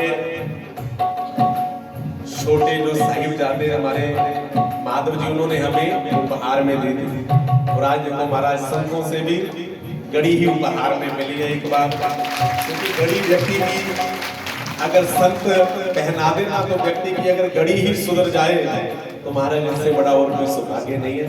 तो आज मैं बहुत अपने आप को कृत्य अनुभव करता हूँ कि एक संत ने मुझे महाराज घड़ी प्रदान की है और मुझे अब दृढ़ विश्वास हो गया कि अब जीवन में आने वाली घड़ियां सारी की सारी बढ़िया ही होंगी। एक बार दोनों हाथ उठाकर संत महाराज के चरणों में प्रणाम करो। मैं बलिहारी सतगुरु मेरे, सतगुरु आ गए मेरे, ओ मैं बलिहारी सतगुरु मेरे, ओ मैं बलिहारी मेरे सुखदेव जी ने कहा कि किशोरी जी कहाँ पर जाऊंगा, पर वहां पर महाराज लोगों में चुगली निंदा मत्सरता भगवान की माया पकड़ लेती है। भगवान की माया बड़ी खतरनाक है। ये भगवान की माया से पार पाना बड़ा मुश्किल है। बड़े बड़े सिद्ध महात्मा भी भगवान की माया के चपेट में आ जाए तो बड़ा दुख पाते हैं। इसलिए मुझे मत भेजिए। किशोरी जी ने कहा कि मेरा आशीर्वाद है कि तुम्हें भगवान की माया कुछ नहीं कहेगी। और दूसरा कृपा कवच पहन जा, दूसरा कृपा कवच तुम्हें भोले बाबा प्रदान करेंगे। मेरा आशीर्वाद है, भोले बाबा के पास जा, भोले बाबा की कृपा को प्राप्त कर ले। तो भैया सुखदेव जी एक शुभ पक्षी के अंडे में अमरनाथ की गुफा में बोलो महाराज चले गए। कहाँ चले गए? अमरनाथ में एक शुभ पक्षी के अंडे में राधा रानी की कृपा को प्राप्त करके उधर महाराज भगवान की लीला करनी थी। नारद जी नारायण नारायण करते हुए पहुंच के कहा कैलाश पर्वत पर। नारायण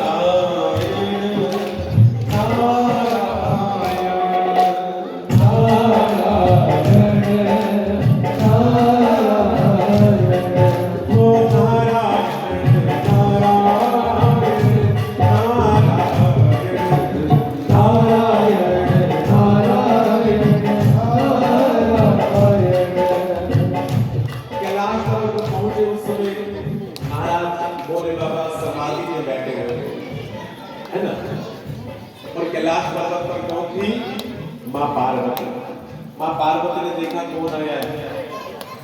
नारद जी। तो क्या लगे? गुरु लगे ना।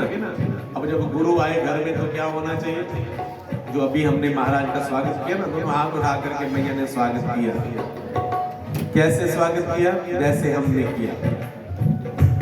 मैं बलिहारी सतगुरु मेरे, सतगुरु आ गए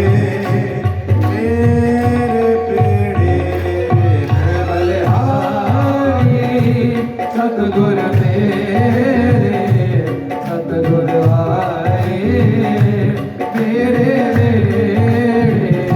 होए ना नैना विच गुरु नूं बसाए मां, नैना विच गुरु नूं बसाए मां। होए उठां पद कर दर्शन पाल मां, दर्शन पाल मां। ओ कट दे चौरासी वाले मेरे, सतगुरु आ गए मेरे मेरे। होए बलिहारी सतगुरु मेरे, सतगुरु आए मेरे।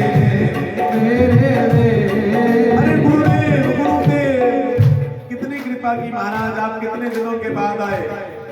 नारद जी ने कहा कि पार्वती पूछो मत, मेरा मूड बड़ा खराब था। पार्वती मैया ने कहा कि गुरुजी आपका मूड कैसे खराब हो गया? अरे क्या बताऊं, जहां जहां भी जाता हूं ना पति पत्नी के झगड़े देख करके मन परेशान हो जाता है, बड़ा मूड खराब है। ये पत्नियां देखो कितनी भोली भाली होती है, कितनी भगवान की कथाएं सुनती हैं। लेकिन ये पति बड़े शैतान होते हैं, ये पत्नियों से बहुत बड़े बड़े राज छुपा करके रखते हैं। जब राज खुलते हैं ना तो महाराज महाभारत होता है, और उस महाभारत को देख करके मेरा मन खराब हो जाता है, मूड खराब हो जाता है। ये पति पत्नी हमारे बड़ा मूड खराब करते हैं। पार्वती मैया ने कहा कि ऐसा करो गुरु जी, हमारे पास से रुक जाओ, कहीं जाओ ही ना, आपका मूड खराब ही ना हो। भोले बाबा ने कहा कि अगर जहां हो गया फिर, तो कहा कि अब जहां तो हो ही नहीं सकता, क्योंकि मेरे भोले बाबा तो मेरे भोले बाबा हैं, मेरे भोले बाबा जैसा कोई नहीं है। मेरे भोले बाबा मेरे से इतना प्यार करते, इतना प्यार करते, कोई राज छुपा करके रखते ही नहीं है। अब देखो ध्यान में बैठे हुए हैं ना, जैसे ध्यान से उठ करके आएंगे, जो जो लीला भगवान की इनके स्मरण में आएंगे, सारी की सारी आकर के मुझे बता देंगे, कुछ पर्दा रखेंगे ही नहीं। अपना गुरु मंत्र गुरु जी किसी को भी नहीं बताना चाहिए, और मेरे पति ने मुझे अपना गुरु मंत्र भी बता रखा है। बताओ इससे ज्यादा कोई और प्यार करने वाला पति मिलेगा? बड़ी कृपा है, ये आप ही की कृपा से है सब महाराज। बोले बाबा बड़े अच्छे। अब नारद जी ने आग लगाने दी। नारद का वैसे मतलब आग लगाना नहीं है, नारद जी का इतिहास उठा करके देख लो। नारद का मतलब नारद जी जहां जहां पहुंचे हैं, जिन्होंने भी नारद जी को गुरु बनाया है, उनको भगवान मिले ही मिले हैं। आगे भागवत की कथा में देखना, प्रहलाद जी को नारद जी ने बताया, ध्रुव जी को नारद जी ने बताया, माँ पार्वती के गुरु नारद जी भगवान मिले कैसे। तो नारद जी ने प्रेम से जय श्री राधे, जय श्री राधे। नारद जी ने कहा कि अच्छा तुम्हारे पति तुमसे सब कुछ बताते हैं? तो कहा कि हाँ गुरु जी, मुझे पूरा विश्वास है। तो कहा कि ठीक है। फिर देख पार्वती कितने दिनों से ना भोले बाबा से एक बात पूछने का मन है, लेकिन पूछ ही नहीं पाता। अगर भोले बाबा तुम्हें सब कुछ बताते हैं तो वो बात तुम्हें भी पता होगी। तो पार्वती मैया ने कहा कि महाराज पूछिए, पूरे कॉन्फिडेंस से कहा कि जो पूछोगे बता दूंगा। बताओ महाराज क्या पूछना है? तो कहा कि बस इतना बता दो कि भोले बाबा के गले में 51 मुंडों की माला है। कितने मुंडों की माला? 51 मुंडों की माला। वो मुंड किसके हैं? अब ये बात तो पार्वती मैया को पता ही नहीं थी। तो कहा कि गुरु जी क्षमा करना, ये मुझे पता नहीं है। नारद जी ने लगा दिया आग। तो क्या प्यार तेरे से खाक करते हैं? चल मैं जहां भी नहीं रुकूंगा, जहां भी मूड खराब हो रहा है। अब खुद का तो मूड खराब हुआ था, लेकिन माँ पार्वती का भी मूड खराब कर दिया। मैया चली गई कहाँ? गोप भवन में। भोले बाबा को जाते जाते कह गए कि भोले बाबा जल्दी समाधि खोल लेना, पार्वती मैया इंतजार करिए। भोले बाबा ने मन में सोचा अगर आप आए हैं तो जरूर इंतजार कर रहे होंगे महाराज। भोले बाबा समाधि से उठे, सामने देखा नंदी शृंगी भृंगी आरती उतारे हैं, जय शिव ओमकारा। मैया कहाँ है? आज आरती उतारने नहीं आई। तो कहा कि महाराज जब से नारद जी होकर के गए हैं तब से मैया इसकी आवाज कम कर लिया करो। तो कहा कि जब से नारद जी होकर के गए हैं तब से महाराज वो तो कोप भवन में है। अब बोले बाबा भैया उसी स्टाइल में कोप भवन में गए और कहा कि देवी जी हमसे क्या अपराध हो गया, आपको कोप भवन में आना पड़ा। पार्वती मैया कहती है कि जाओ मैं आपसे बात नहीं करती, आप ऊपर से भी काले और अंदर से भी काले। तो देखो भैया बोले बाबा हमारे काले हैं। बोले बाबा का रंग कैसा है? कर्पूर गौरम करुणावतारम, कर्पूर गौरम करुणावतारम, संसार सारम भुजगेंद्रहारम, संसार सारम भुजगेंद्रहारम, सदा वसंतम हृदयारविंदे, सदा वसंतम हृदयारविंदे, भवं भवानी सहितं नमामि, कर्पूर गौरम करुणावतारम। हमारे भोले बाबा कपूर की तरह गोरे हैं, लेकिन मैया ने व्यंग में कहा कि आप अंदर से भी ऊपर से भी काले। भोले बाबा ने कहा कि हमने ऐसा कौन सा कटुल कार्य किया पार्वती मैया ने कहा कि मेरे से राज छुपा करके रखते हो, मेरे गुरुजी के सामने मेरी कितनी बेइज्जती हुई पता है आपको? आपने मुझे सब कुछ बता रखा है सिवाय इन मुंडों के भेद से। ये मुंड किसके मुझे बताओ, मैंने अपने गुरुजी को बताना है। बोले बाबा महाराज गंभीर हो गए। बोले बाबा ने कहा कि पार्वती कुछ राज ही रहे तो बढ़िया है, मत पूछो। लेकिन जहां पर स्त्री हट शुरू हो गया था, पार्वती मैया ने कहा कि जब तक बताओगे नहीं मैं को भवन से बाहर नहीं आऊंगी। तो कहा कि सुनो फिर कान खोल करके, ये मुंड और किसी के नहीं है देवी जी, ये सारे के सारे मुंड आप ही के हैं। जब जब आपने शरीर त्याग किया है तब तब आपके मुंड को मैंने अपनी माला में पिरोया है। पार्वती मैया ने गिना, और क्या प्रभु मेरे 52 जन्म हो चुके हैं, 51 मुंड और 52 अपने आप को गिन करके 52 जन्म हो चुके हैं। बोले बाबा ने कहा कि नहीं, तुम्हारे असंख्य जन्म हो चुके हैं जिनकी कोई संख्या ही नहीं है। लेकिन ये 51 मुंड वो मुंड है जब जब तुमने मुझे पति रूप में प्राप्त किया है, जब जब तुम मेरी अर्धांगिनी बनी है तब तब तुम्हारे मुंड को मैंने अपनी माला में पिरोया है। अब तुम मर जाओगे तो मुंडों की संख्या 52 हो जाएगी। पार्वती ने कहा कि प्रभु अब भी मार दोगे, फिर मरूंगी? तो कहा कि हाँ पुनरपि जन्म पुनरपि मरणम, मरना पड़ता है। तो कहा कि अच्छा मरना पड़ता है तो फिर आप क्यों नहीं मरते? अगर आप नहीं मरते तो फिर मैं क्यों मरती हूँ? मैं भी तो आप ही की अर्धांगिनी हूं ना। बोले बाबा की आंखों में आंसू आ गए। बोले बाबा ने कहा कि पार्वती तू कहती है कि मैं नहीं मरता, उसका कारण ये है कि मैंने अमर कथा का पान कर रखा है, मैंने कृष्ण कथा का पान कर रखा है, मैंने राम कथा का पान कर रखा है, मैंने शिव महापुराण की कथा का पान कर रखा है। बंधु जी कथाएं हमें कभी भी मरने नहीं देती। प्रेम से की जय श्री राधे। जय श्री राधे। भगवान की कथा सदा हमें जिंदा रखती है।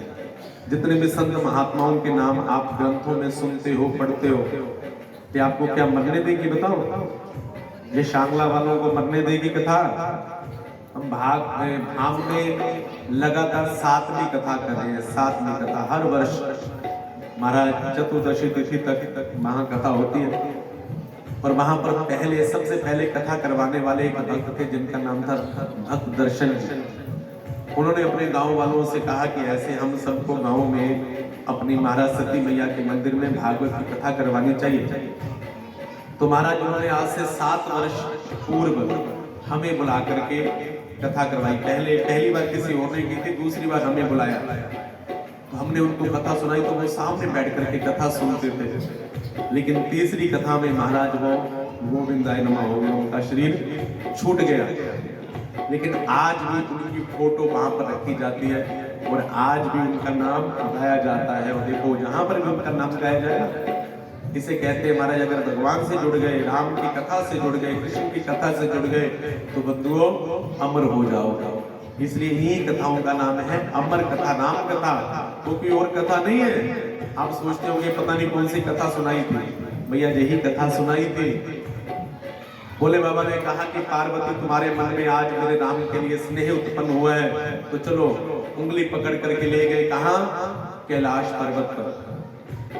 फिर कैलाश पर्वत पर कहा जाकर के जल्दी तैयार हो जाओ। क्यों तैयार हो जाओ? क्योंकि भगवान की कथा में सदा श्रृंगार करके ही जाना चाहिए, सदा सज संवर करके जाना चाहिए। क्यों? क्योंकि भगवान हम सबके पति है ना, जगत पति है ना, और अपने पति के लिए हमें क्या करना चाहिए? श्रृंगार करना चाहिए ना। अब देखो महाराज जी आए ना आपके सामने, तो ऐसे तो भैया जी मुंह ढा करके नहीं आए ना, देखो कितने सज संवर के आए ना, बढ़िया कुर्ता, बढ़िया तिलक, बढ़िया माला पहन करके आए ना। तो हम भी भैया सज संवर के आते हैं ना।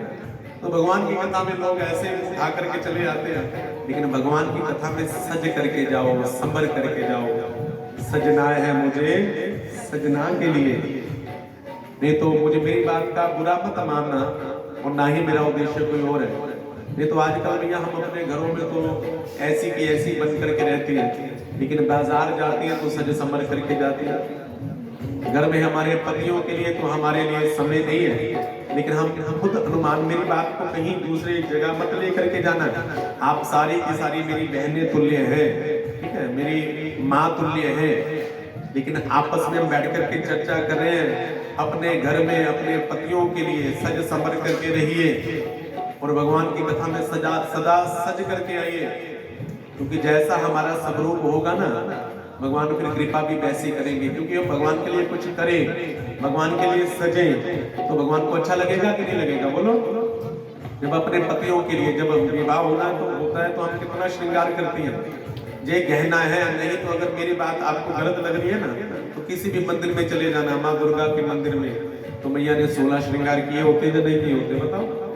माँ सरस्वती सदा सज संवर करके रहती है, माँ लक्ष्मी सदा सज संवर करके रहती है। ये हमारी स्त्रियों के 16 श्रृंगार हैं और पुरुषों के 16 संस्कार होते हैं। इसलिए इनसे कभी भी विमुख मत होना। भोले बाबा ने कहा कि जल्दी तैयार हो जा।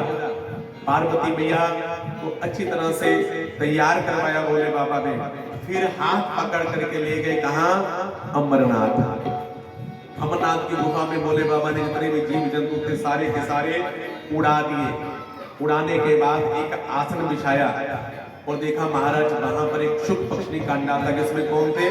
शुकदेव जी। कहा जिसमें कौन सा जीव है उसको रहने दिया, अन्य सभी जीव जंतु उड़ा दिए। पार्वती मैया को सामने बिठा दिया, खुद सामने बैठ गए। कहा कि सबसे पहले एक नियम सुन लो। हर कोई कथाकार कथा कहने का स्टाइल हर किसी का अलग अलग होता है। हमारा स्टाइल कैसा है? हम करते हैं समाधि लगा करके कथा, आंखें बंद करके भगवान की कथा गाते रहेंगे। मति अनुरूप कथा में बाछी, जद्य विव्रत गुप्त करी राखी। जो गुप्त रहस्य प्रकट करूंगा, लेकिन तू सुन रही है उसके लिए तुम्हें हुंगारा बोलो ना। जैसे हम आपसे बुलवाते हैं, माता जी बोलो जय श्री राधे, है ना? आपसे कुछ ना कुछ बुलवाते हैं ताकि हमें पता चल जाए कि आप ध्यान से कथा सुन रही हो, है ना? आपका ध्यान है तभी हम यहाँ से कथा सुनाएं आपको। भोले बाबा ने कहा कि बस हुंगारा बंद है, हम आंखें बंद करके कथा कहते हैं। अगर तुम्हारा हुंगारा बंद हो गया तो कथा भी बंद हो जाएगी। हुंगारे से चलने वाली कथा है भोले बाबा की। और कहा बैठो, और भोले बाबा ने शुरू कर दी क्या? जय जय राम कथा, जय श्री कृष्ण कथा, जय जय राम कथा, जय श्री कृष्ण कथा। जिसे श्रवण कर मिट जाती है, जिसे श्रवण कर मिट जाती है, जिसे श्रवण कर मिट जाती है, जिसे श्रवण कर मिट जाती है, जन्म जन्म की व्यथा। जय जय राम कथा, जय श्री कृष्ण कथा, जय जय राम कथा, जय श्री कृष्ण कथा। अब देखो भैया, भोले बाबा ने माँ पार्वती को जो कथा सुनाई ना, ये कथा कैसी है? बड़ी सुंदर सुंदर चौपाइयां भगवान की कथा के लिए गाई गई है गोस्वामी तुलसीदास जी के द्वारा। अब देखो भैया, इतनी प्यारी चौपाइयां हैं। सबसे पहले हाथ उठाओ, मेरे साथ गाओ। राम कथा शशि किरण समाना, श्री राम जय राम जय जय राम, संत चकोर करहि जय पाना। श्री राम जय राम जय जय राम। राम कथा शशि की किरण के समान है। शशि नाम किसका है? चंद्रमा की किरण के समान है। जैसे चकोर चंद्रमा की किरणों का पान करता है, ऐसे ही संत जो है ना भगवान की कथा का पान करते हैं। और राम कथा क्या है? कहा राम कथा सुंदर कर तारी, श्री राम जय राम जय जय राम। राम कथा सुंदर कर तारी, श्री राम जय राम जय जय राम। कर तारी। जब आपके पास कोई मच्छर आ जाए, कोई मक्खी आ जाए, तो आप ऐसे ऐसे उड़ाते हैं ना? क्या उड़ाते हो? बोलो। मक्खियां उड़ाते हैं, मच्छर उड़ाने पड़ते हैं ना हाथ मार करके। लेकिन जब राम की कथा में भैया ताली बजाते तो उसमें क्या उड़ता है? व्यक्ति के जीवन के सारे संशय उड़ जाते हैं, व्यक्ति के जीवन के सारे विहंग उड़ जाते हैं, सारे के सारे दुख उड़ जाते हैं, सारे के सारे कष्ट उड़ जाते हैं।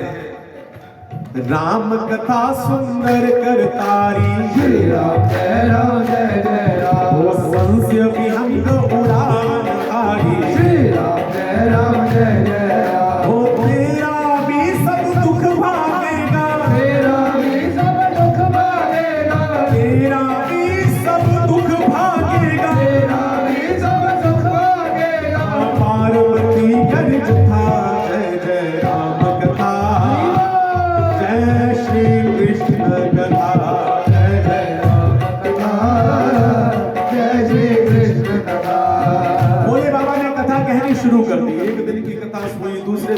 कथा हुई, धीरे धीरे महाराज सुखदेव जी बाहर आए।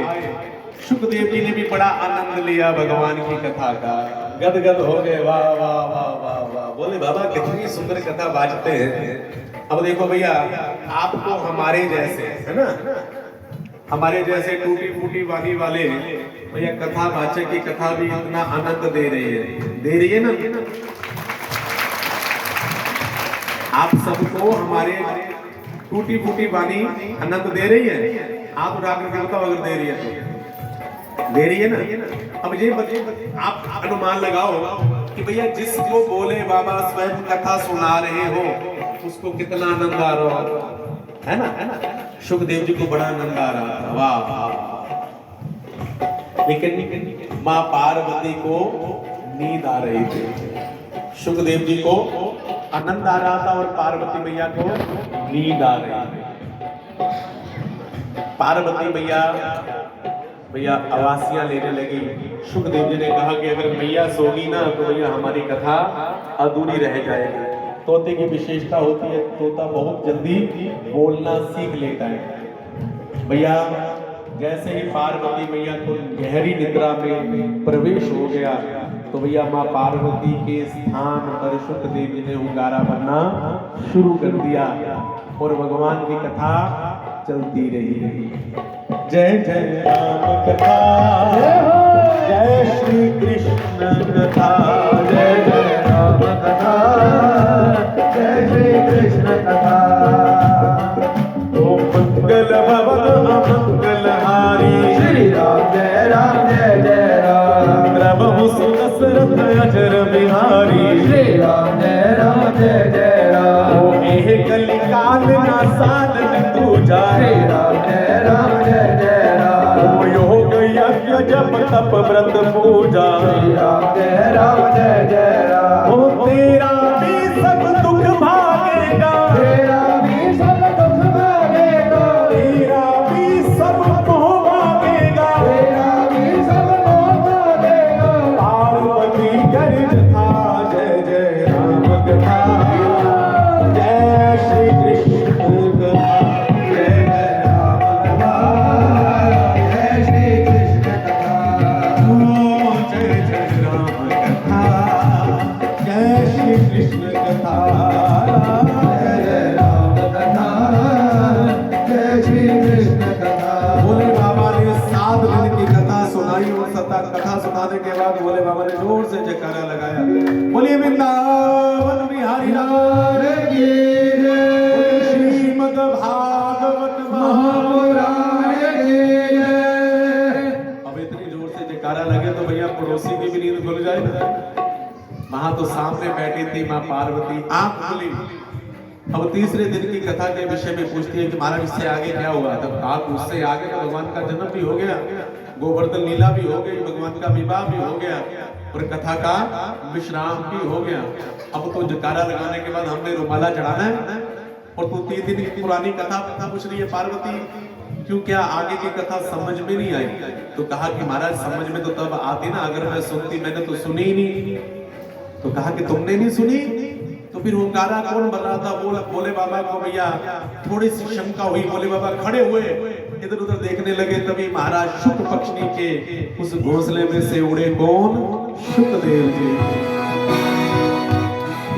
उड़े। सुखदेव जी आगे आगे, बोले बाबा पीछे पीछे, आगे आगे, बोले बाबा पीछे पीछे, उड़ते उड़ते उड़ते उड़ते उड़ते महाराज पहुंच गए शाम्यप्रास आश्रम में, जो आश्रम वेद व्यास जी का है, जिनकी धर्म पत्नी मां बिटिका आवासी ले रही थी तो मुख के मार्ग से सीधे मां के गर्भ में प्रवेश कर गए।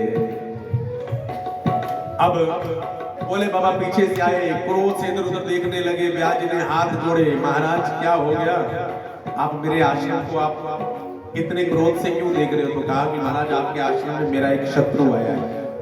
आपका शत्रु, महाराज क्या आपका अपमान कर दिया शत्रु ने। तो कहा कि अपमान नहीं, उसने क्या सुन लिया, अमर कथा को सुन लिया। किस कथा को सुन लिया, बोलो, अमर कथा। व्यास जी कहने लगे कि बोले बाबा ऐसे लोग आपको भोले बाबा नहीं कहते हैं, बड़े भोले हो। एक ओर से कह रहे हो उसने अमर कथा को सुन लिया, दूसरी ओर से उसको मारने के लिए भाग रहे हो महाराज, जिसने अमर कथा सुन करके अमरता को प्राप्त कर लिया हो महाराज, उसको आप अभी नहीं मार सकते। महाराज चिंता ना करो, अभी अभी हमारी धर्म पत्नी के गर्भ में उनका प्रवेश हुआ है, और आपने जिसको राम कथा सुनाई है, अब उसको हम भी महाराज आगे कृष्ण राम कथा सुना करके महाराज भगवान का भक्त बनाएंगे। इसका दुरुपयोग नहीं, सदुपयोगी होगा। आप तो बस आशीर्वाद दीजिए। तो दूसरा आशीर्वाद मिला किसका? भोले बाबा का। भोले बाबा का आशीर्वाद प्राप्त करके सुखदेव जी ने अपनी माँ के गर्भ में ही क्या लगा लिया? समाधि लगा लिया। और क्या किया? भजन। भजन करने के लिए सबसे बढ़िया स्थान है माँ का गर्भ। हम जितने भी प्राणी जहां पर बैठे हुए हैं ना, जितना भजन हमने अपनी माँ के गर्भ में किया है ना भैया, उतना भजन हम कहीं पर भी नहीं करते। साथ में माँ से लेकर के जब तक हमारा जन्म नहीं होता, हम भगवान का भजन ही करते हैं। दीन वाली से भगवान से कहते हैं कि करना सिंधु एक बार, हमें यहाँ से बाहर निकाल दो, हम आपका इतना भजन करेंगे, इतना भजन करेंगे, जन्म मरण से मुक्त हो जाएंगे। इसलिए सुखदेव जी ने कहा कि भैया हम तो साधारण जीव तो जब बाहर आता है तो आकर के महाराज माया से ग्रसित हो जाता है, लेकिन मेरे ऊपर भोले बाबा की कृपा है और मेरे ऊपर राधा रानी की भी कृपा है। लेकिन इन दोनों की कृपा तो है, लेकिन अगर तीसरी कृपा अगर भगवान की भी प्राप्त हो जाए ना, जिसकी माया है, तो फिर काम बन जाएगा। जितनी देर तक भगवान का आशीर्वाद नहीं मिलता, उतनी देर तक यहीं बैठ करके भजन करते। कहा कुछ क्या फर्क पड़ता है? जिस देश में, जिस भेष में, परिवेश में रहो, जिस देश में, जिस देश में, परिवेश में रहो,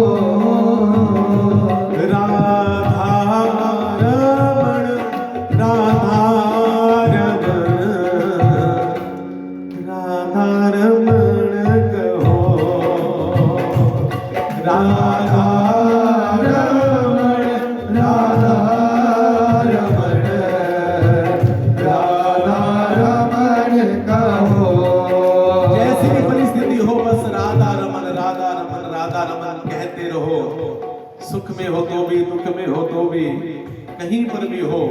सुखदेव जी ने माँ के गर्भ में महाराज 12 वर्षों तक भगवान का भजन किया। व्यास जी बार बार कहते हैं कि बेटा बाहर आ जाओ, मैया को कष्ट होता है। कहते नहीं आऊंगा। क्यों नहीं आऊंगा?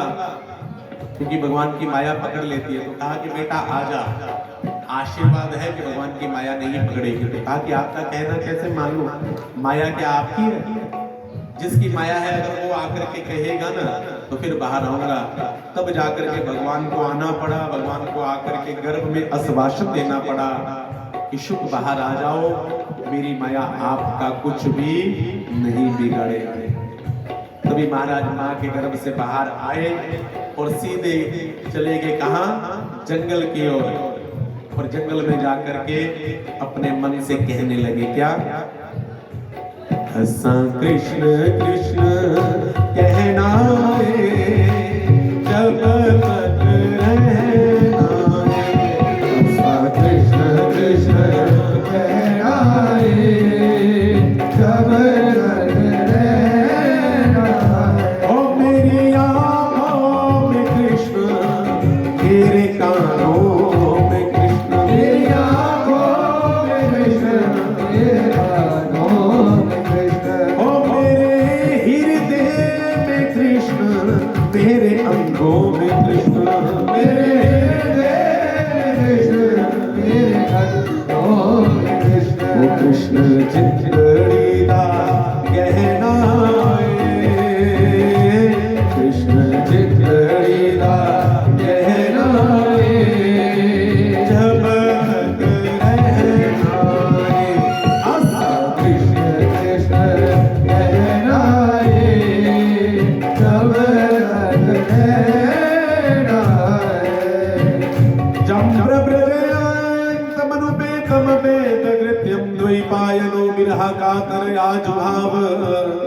पुत्रेति तन्मयता तरवो विनीतुस्तं सर्वभूत हृदयं मुनिमानतोऽस्मि। पुत्र पुत्र कह करके पुकारा, लेकिन वृक्ष भी पुत्र कहते हैं। वहां पर महाराज नवजुक्तियां जो स्नान कर रही थी, जिनको सुखदेव जी से कोई लज्जा शर्म ही नहीं हुई, व्यास जी को देख करके लज्जा से महाराज कपड़े ओढ़ करके कहती है, महाराज क्षमा करना, हमें आपके आने की सुधि नहीं थी, थोड़ा सा मुंह घुमा लीजिए। तो कहा कि बेटी अभी तो मेरा पुत्र गया, मैं तो बूढ़ा और मेरा पुत्र जवान, क्या उससे तुम्हें शर्म नहीं आई? तो कहा कि महाराज वो ना स्त्री है ना पुरुष है, ना उसे ये पता स्त्री क्या है पुरुष क्या है। महाराज वो तो परम हंस है, वो तो महाराज ऐसे अद्भुत संत है महाराज, उनके आगे क्या मोह, वो है भगवान है, एक ही बात है। व्यास जी लोगों का है कि भैया इनको बुलाना बड़ा कठिन है। तो बाद में जब नारद जी ने चतुश्लोकी भागवत व्यास जी को प्रदान की, व्यास जी ने उनके 18,000 श्लोक बना करके पावन संगीता श्रीमद् भागवत महापुराण की पोथी तैयार की, तो बाद में इसके पात्र के लिए शुकदेव जी को नियुक्त किया। तो कहा कि महाराज विषयानंद तो उनके आगे कुछ है ही नहीं, वो ब्रह्मानंद में है। ब्रह्मानंद में खींचे वाले व्यक्ति को अगर कोई आनंद प्रदान हो सकता है या कोई आनंद जिनको बांध सकता है, वो देखो भैया जहां पर प्रैक्टिकल है, हम जितने भी संसारी जीव है ना, जितने भी हम सभी विषयानंद में रहते हैं। किस आनंद में रहते हैं? विषयों के आनंद में। ये जो हमारे बीच में महात्मा जी बैठे हुए हैं ना, संत बैठे हुए हैं, आदरणीय त्राता स्मरणीय श्री श्री 1008 महाराज जी, श्री अभिनाथ दास जी महाराज, अब जिस आनंद में जे रहते हैं, ये आनंद विषयानंद से ऊपर का आनंद है, इसका नाम है ब्रह्मानंद, है ना? आप में से बहुत से सोचते हो कि महाराज अगर इन्होंने घर त्याग कर दिया, अगर इनका आश्रम है तो ये जहां क्या करने के लिए आए? भैया जहां पर जे उस ब्रह्मानंद से भी ऊपर के आनंद को प्राप्त करने के लिए आए हैं, जिस आनंद का नाम है परमानंद। ये भगवान की कथा का आनंद विषयानंद, ब्रह्मानंद से भी ऊपर का आनंद है, भगवान के कीर्तन का आनंद है। क्योंकि महाराज को हमने सुना है उमरपुर में भी महाराज के प्रवचन बड़े सीधे होते, और आजकल ऐसे संतों की बहुत आवश्यकता है। हमने सुना होली महोत्सव, कौन सा पुर था वो? बद्दूपुरी है ना, तो वहां पर होली महोत्सव बड़ा आनंद में रहा। महाराज ने बहुत ज्यादा आनंद बरसाया वहां पर, और इनकी एक बात सुनने वाले थे। आजकल कलयुग का इतना प्रभाव है ना कि अगर भैया कोई संत है, लोग संतों को भी नहीं छोड़ते। बातें करने में लोग भैया किसी को छोड़ते हैं, बोलो इसका नाम है दुनिया। अगर ये ऐसी ना हो तो इसका नाम एक कन्या होना था।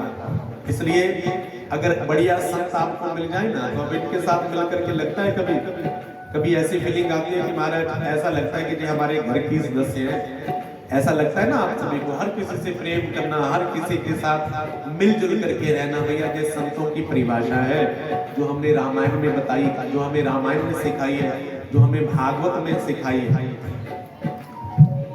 संत चरित शुभ चरित कपासु, संत चरित शुभ चरित कपासु, हो नीरस विशद गुणमय फल जासु, नीरस विशद गुणमय फल जासु। जो सही दुख परिषित दुरावा, जो सही दुख परिषित दुरावा, बंदनीय कही जग जस पावा, बंदनीय कही जग जस पावा। संत चरित शुभ चरित कपासु, संत चरित शुभ चरित कपासु। बड़ी सुंदर चौपाई है। इसका अर्थ आपको बताऊं ना, समय तो नहीं है लेकिन फिर भी इस चौपाई का अर्थ बताता हूं। कपास, आपके गांव में कभी कपास लगी है? लगाता है कोई, उगाता है? आपने देखी तो होगी ना। जब कपास जिसके अंदर रुई होती है, उसका जो बीज होता है वो बताओ मुलायम होता है या कठोर होता है? ऊपर से कठोर होता है ना, ऐसा ही संतों का स्वभाव। अगर जो कुछ डांट भी दे ना तो ऊपर से कठोर है, अगर इनके हृदय में झांकोगे ना तो अंदर से रूही कैसी होती है, कोमल होती है ना, मुलायम होती है ना। तो ऐसा ही संतों का स्वभाव मुझे बताया है, क्योंकि मैंने इनमें वो खूबी देखी है, इसलिए आपको मुझे बता रहा हूँ। वो रूही अंदर कितनी मुलायम होती है ना, लेकिन उस रूही की क्या बनती है, रजाई, लेकिन सीधी नहीं बन जाती। उस रूही को रजाई बनने के लिए बहुत दुख सहना पड़ता है। जो सही दुख हर शीघ्र दुरावा, जो सही दुख हर शीघ्र दुरावा। फिर उस रूही को महाराज कपड़े से, बोलो ना, लाठी से मार मार करके महाराज मुलायम किया जाता है ना। क्योंकि भैया जब कोई संत कोई प्रवचन कर रहा हो ना, सुनो बस पूरे 10 मिनट बाद कथा को विश्राम देकर हम महाराज जी से भी थोड़ा सा आशीर्वाद लेंगे। क्योंकि कल मुझे अशोक जी ने बोला था कि 10 मिनट पहले विश्राम दे देना, लेकिन मतलब घर देना मुकने काम है ना।